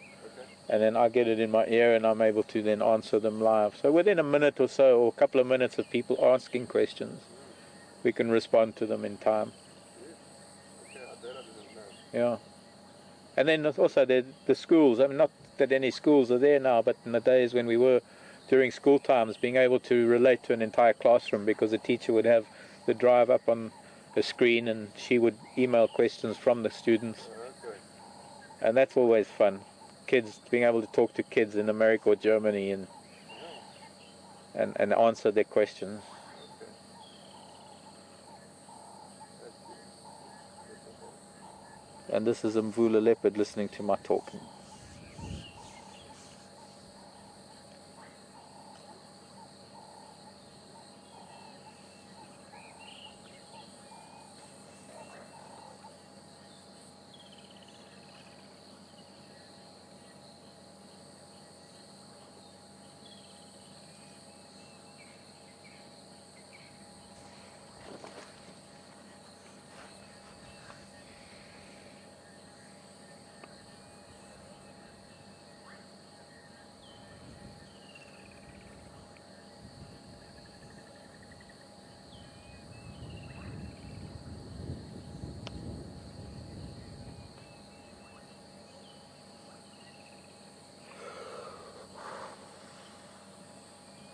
It's just so amazing when he looks at the camera like that.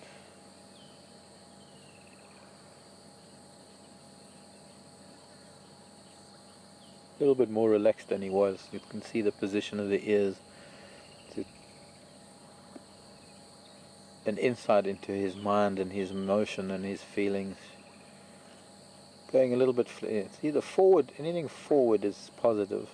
Anything flattened and to the back is more of a negative emotion.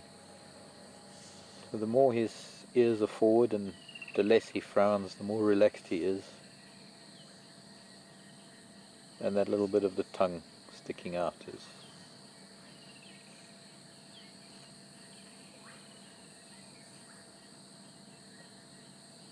a happy leopard, content.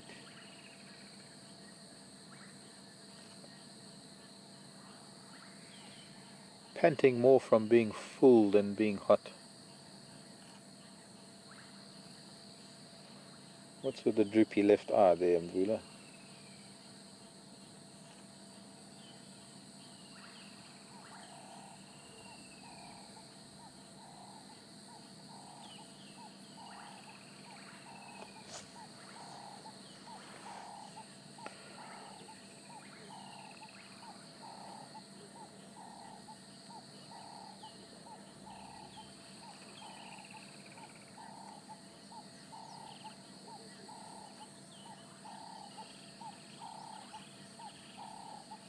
Yeah, I get my phone camera out and he puts his head down.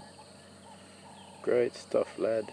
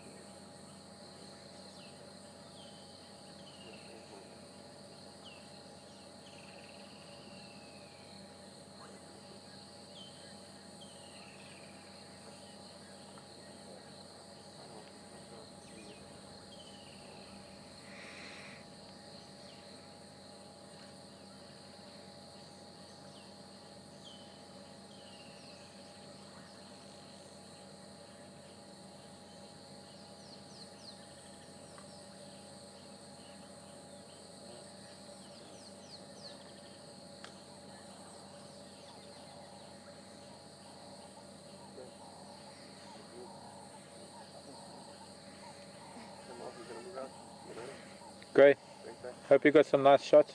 Yeah, okay. Thanks. Yeah. Nice to see you again. Yeah, man. Thanks, man. Okay, do you want to come this way? No, no, no, no. Okay. Bye.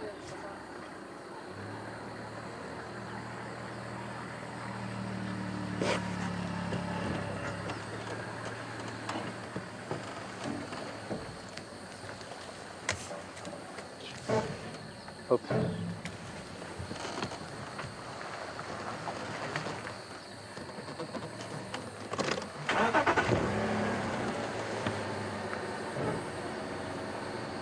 When did we lose that? When we went to... We'll fix it. I hope. Okay, so we now get a chance to sit with our favorite cat.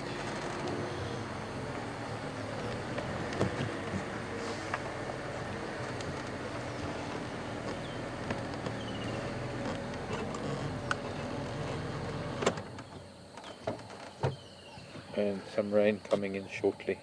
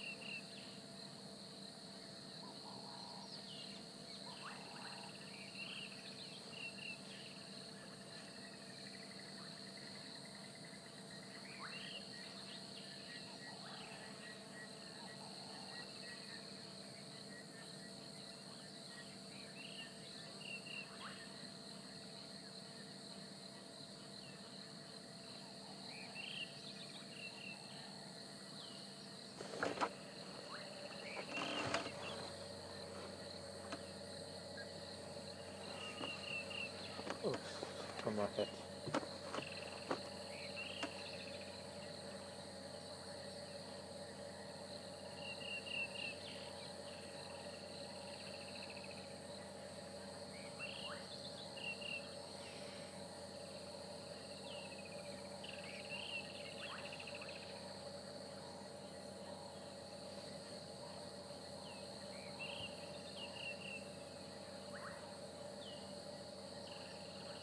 It's starting to spit, there's rain coming.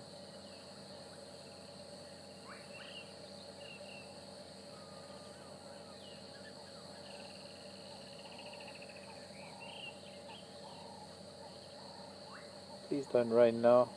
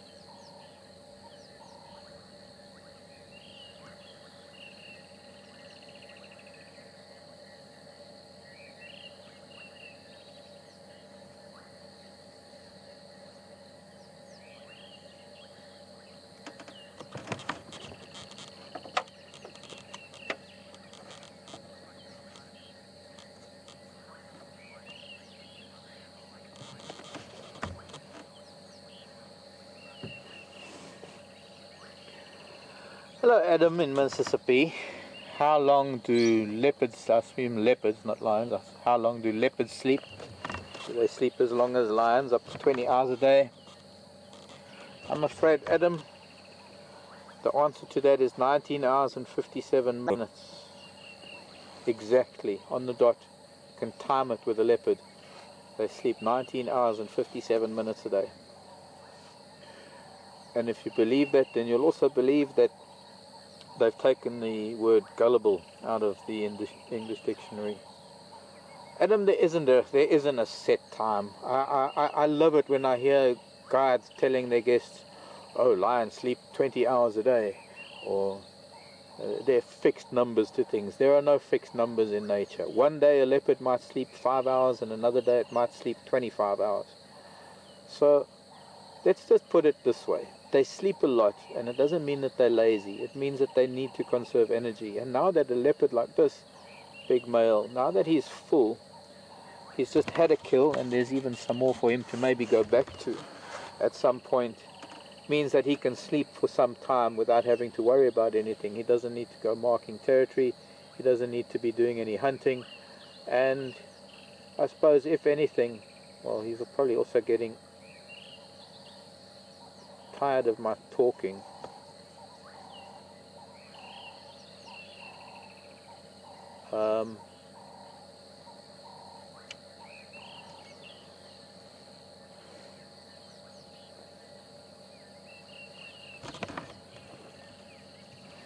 With lion and leopard, it's all about energy, and using energy to hunt, and saving energy to hunt again, and using the meat and the energy that they've taken from their prey to be able to digest it, and then have enough energy to hunt again. So yes, while cats do sleep a lot, and I suppose there's some averages that one can draw from their amount of sleeping, that you could say about roughly 20 hours a day or whatever. I still can't emphasize enough that that is a behavioral thing, and there isn't a pattern to it. There isn't a regularity to it. There isn't a set thing that they will do that you can put a clock to, or you could put a figure on, or you could write in a book that what leopards do, because there are so many factors that are involved here. I mean, leopard, I suppose if push came to shove, one could calculate averages just based on statistics. You know, if you studied a single leopard long enough, you could get statistics on the average that it sleeps during the day. And then if you had 100 leopards and you did the same thing with 100 leopards, you would be able, through statistical calculations, make up some sort of figure of average of how often or how much a leopard sleeps during the day. But they're not kind of things that one can, that I like discussing, because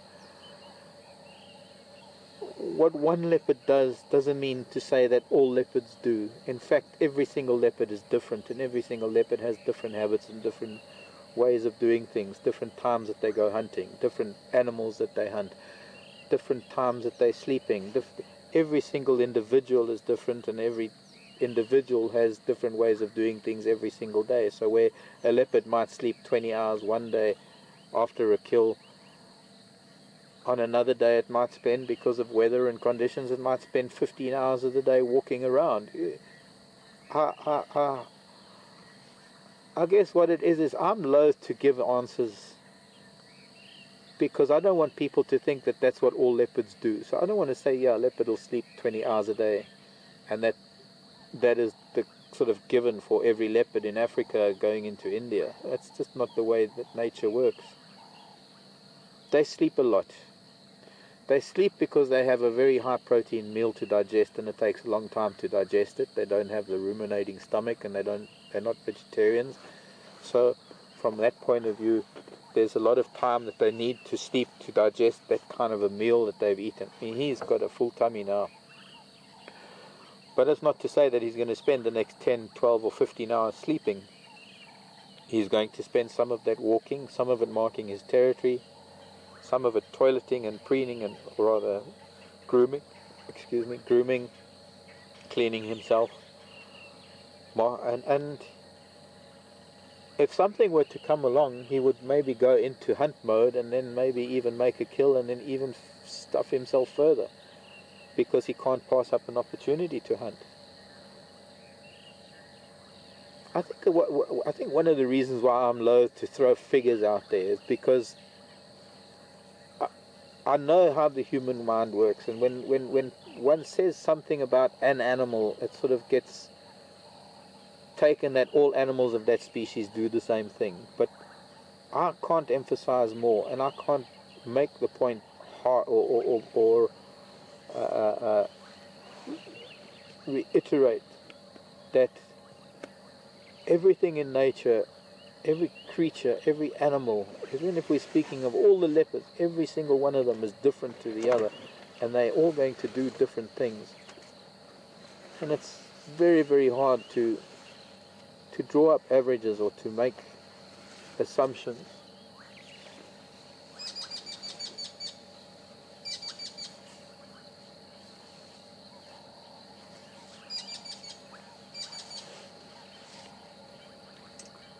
And so I find, I find those kind of questions kind of difficult to answer because I don't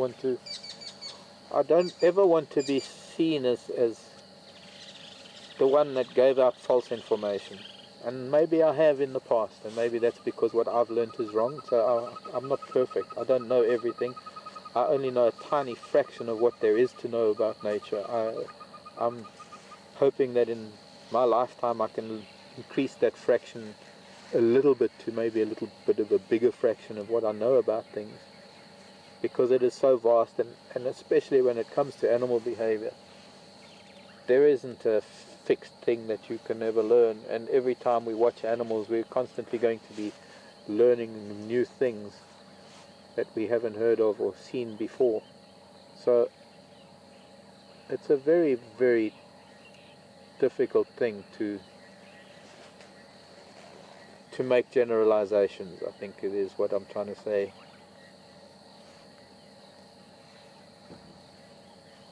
It's starting to drizzle now, and this rain might get a little bit heavier.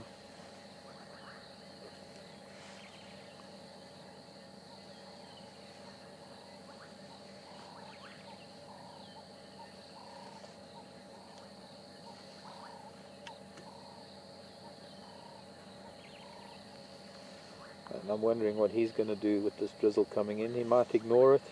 Might be quite pleasant for him, but it might also mean that we're going to have to move because it's starting to come down a bit.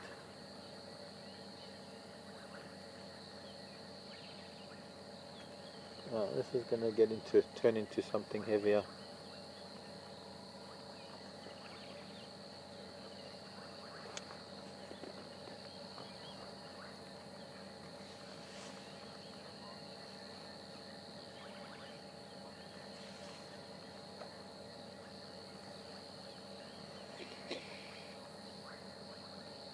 Thanks, Liz. I'm glad you're watching. Liz in the UK, because I think this is Liz's favourite leopard. Liz has spent a lot of time out here, and we're going to have to start moving. The rain's starting to come down a bit heavier, unfortunately, as much as I dislike having to do this.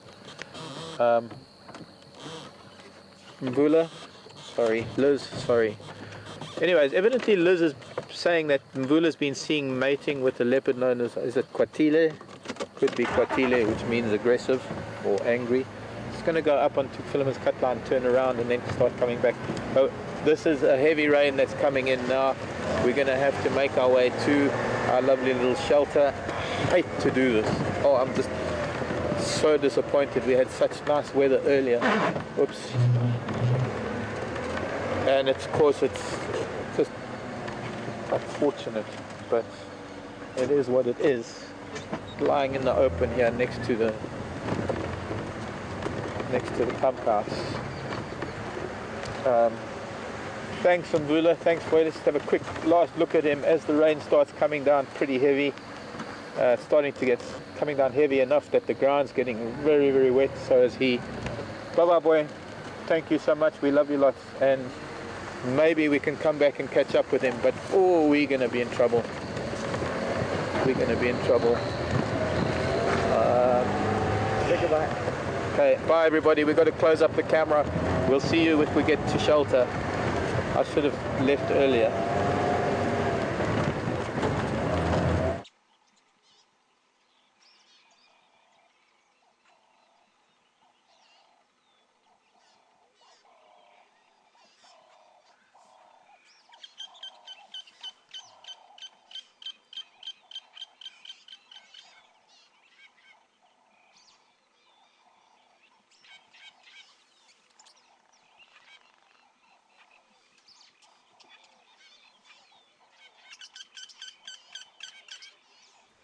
Hello everyone. Being out in the bush and being out there live has its technical challenges. We're experiencing some of that now and are working on it as fast as possible to get it sorted and get you back in the vehicle with us.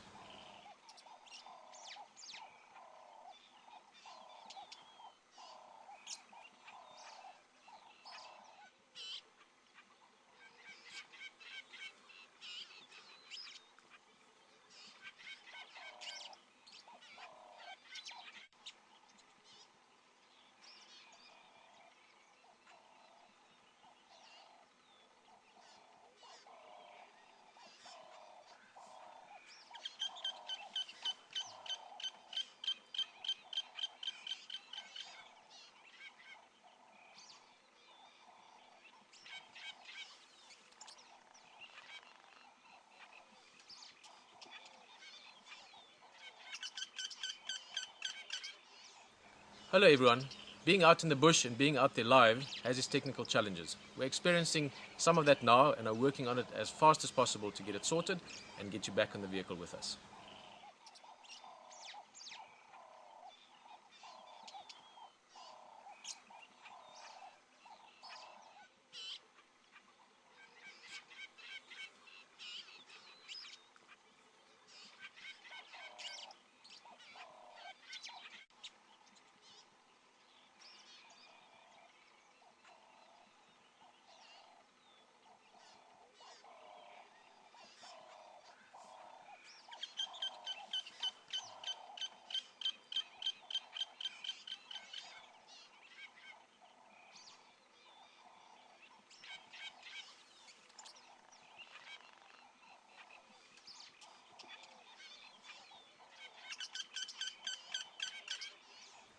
Hello everyone.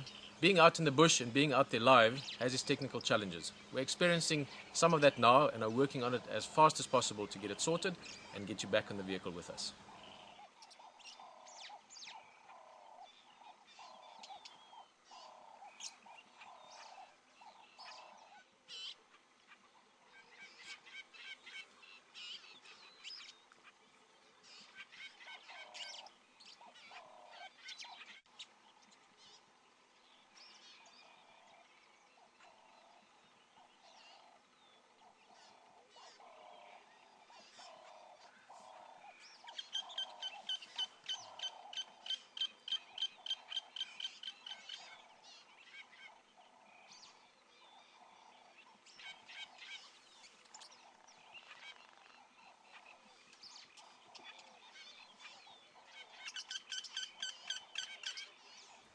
Hello everyone.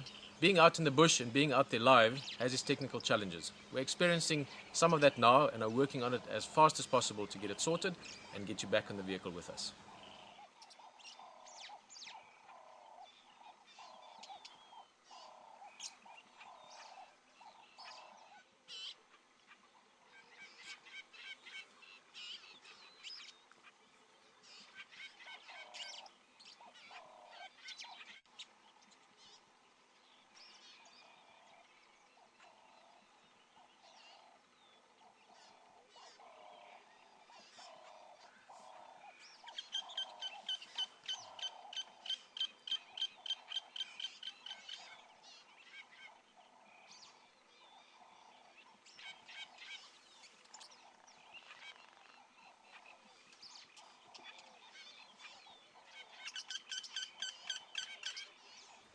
Hello everyone.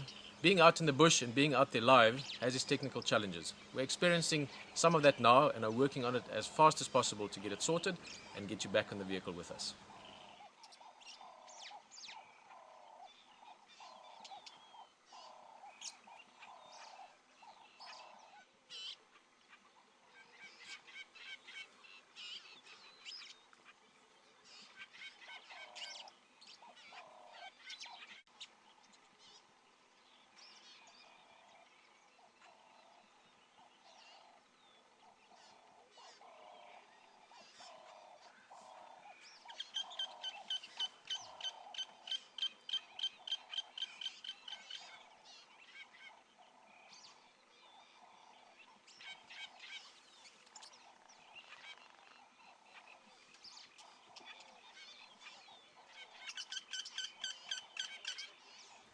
Hello everyone.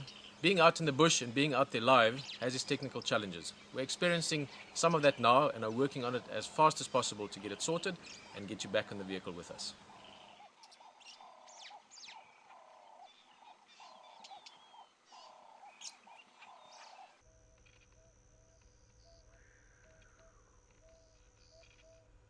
It's called seeing the leopard while the rain stops. And hoping he's somewhere nearby.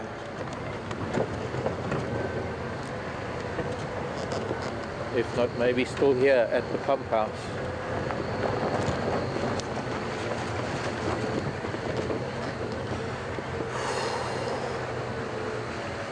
Gotta love Africa.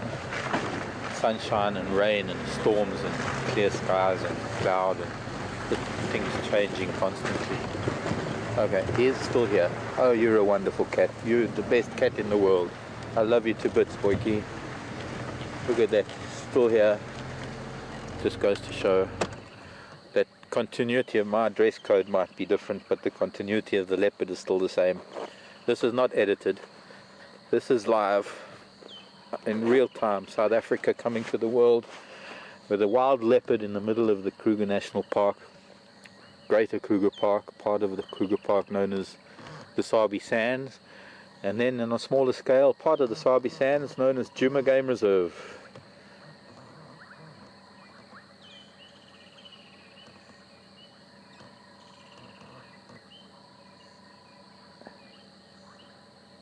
So, to coin a new phrase, to see a leopard when the rain stops, as opposed to making hay while the sun shines.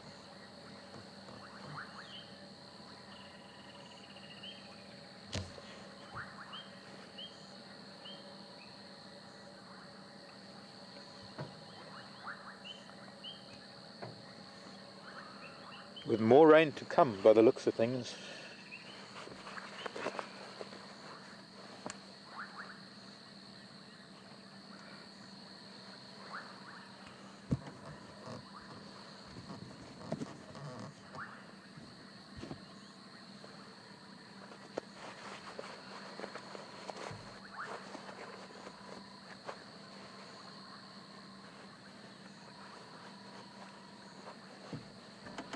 I suppose because we're going through this kind of weather at the moment, it's why I feel it's so important that when there isn't any, we can be here, we can bring you some pictures live from Africa.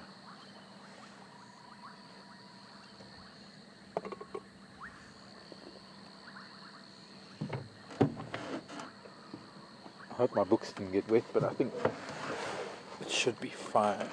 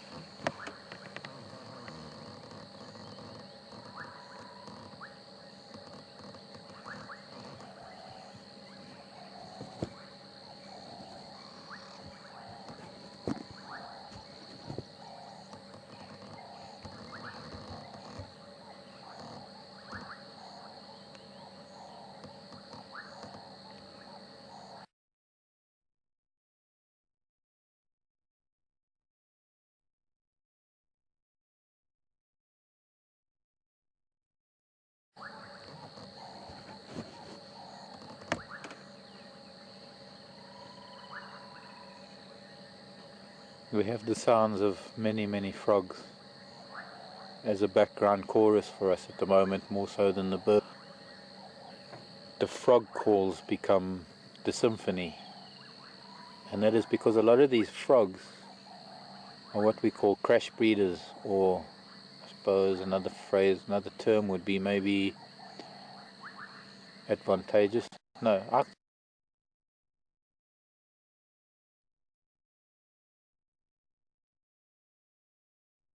just call them crash breeders because these are frogs that have to breed at a very critical time. They can only breed when we have this kind of rainfall, when we have these heavy rain, water come frogs.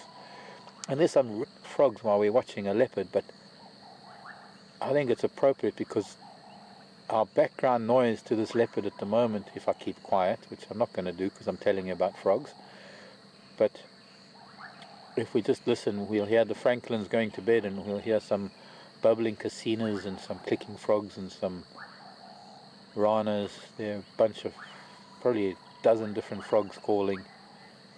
And what it is that they need to find mates and mate and lay eggs, and those tadpoles need to hatch while these puddles are still viable, because as the puddles dry up, of course, there's this race for the frogs to go through their metamorphosis to become frogs from a tadpole before the puddles dry up.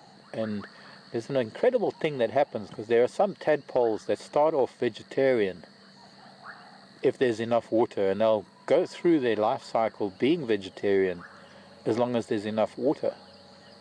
But if the water starts drying up, the weirdest thing is that some of them turn cannibalistic, because that little boost of protein by eating their brothers and sisters that are flailing in the oxygen depleted ponds that are being boiled by the sun, that little bit of protein tends to speed up the metabolism so much that they're able to, at least for some of them, become adult frogs.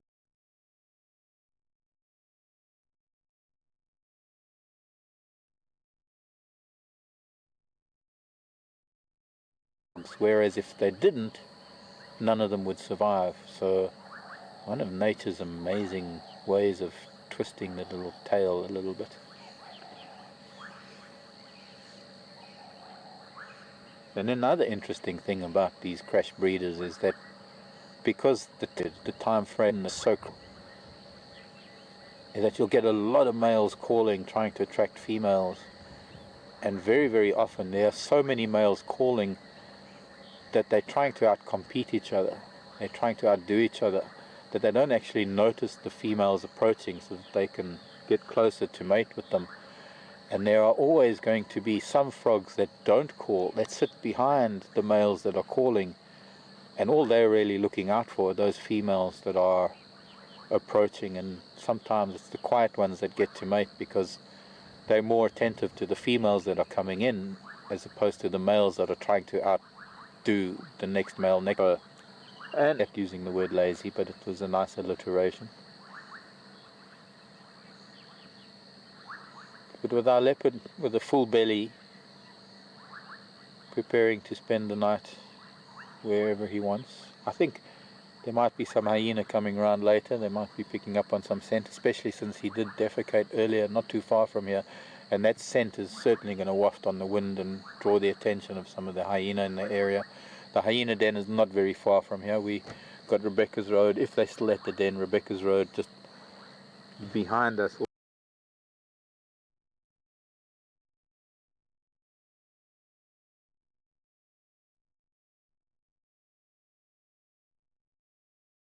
Behind him, if you go on from him another 50 yards is the start of Rebecca's Road, and when you go up there you get to the hyena den.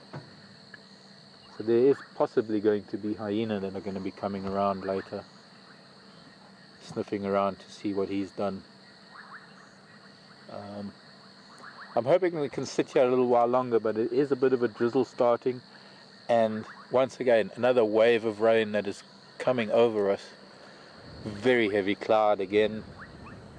That might even mean that we have to wait until we can go back to Manuleti, but as long as it's not raining, we'll sit here.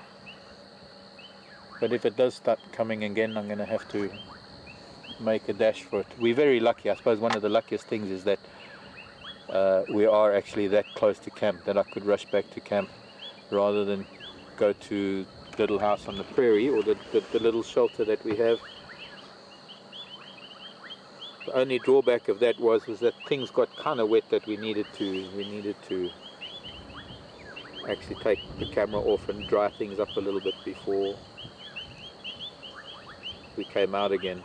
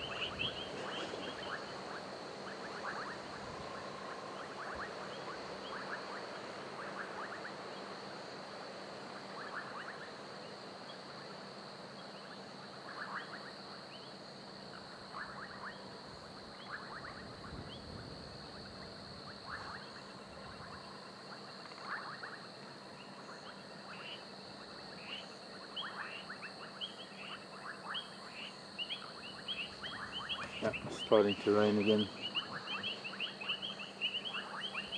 We often get asked the question, what do the animals do when it rains? So it's actually nice to be able to sit with a leopard and see what he does with the little bit of rain that's falling. And to be honest, he actually hasn't done anything.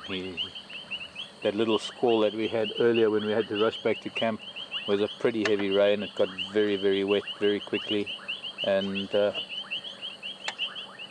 he didn't even bother. He didn't even move. He was quite happy to just sit there, and it doesn't bother them at all. I mean, you've got to remember that animals have been exposed to the conditions and the elements all their lives.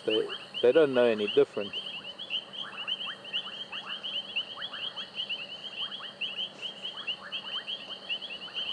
And they don't necessarily always have to get to cover.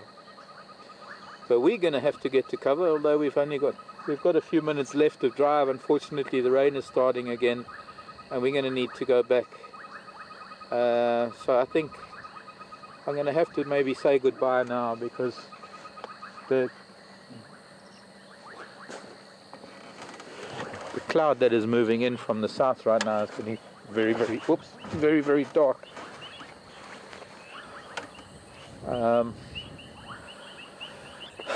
And I don't even know if we're going to have an opportunity to get back to camp before this is over.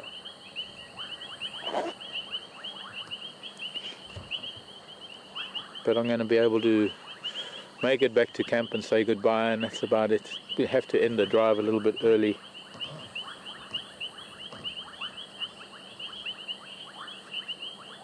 Well, as soon as it starts getting heavy, it's drizzling a bit and it's getting a bit damp, but I'm going to hang in until the very, very last minute and then head back.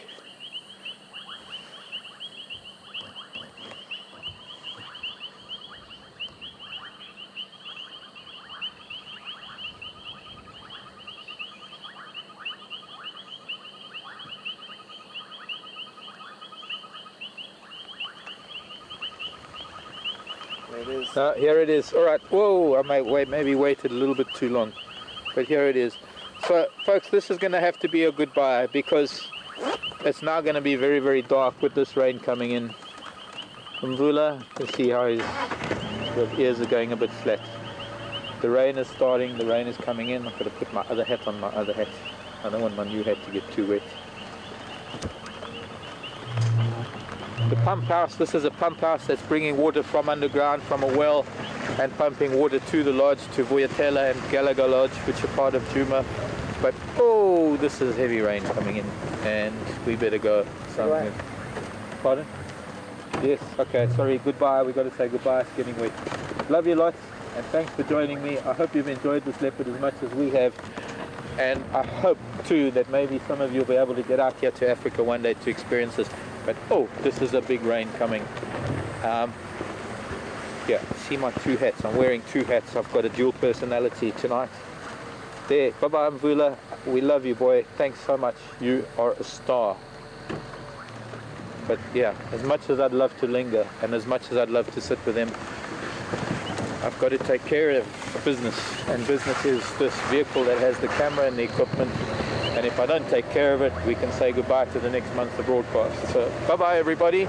My name is Mark. This is Team Wild Earth here at Djuma Game Reserve, and broadcasting live on the Nat Geo Wild channel. Thank you for joining us. Thank you for the questions and the interaction. We'll see you tomorrow. Scott will be out here. Goodbye. Might be news.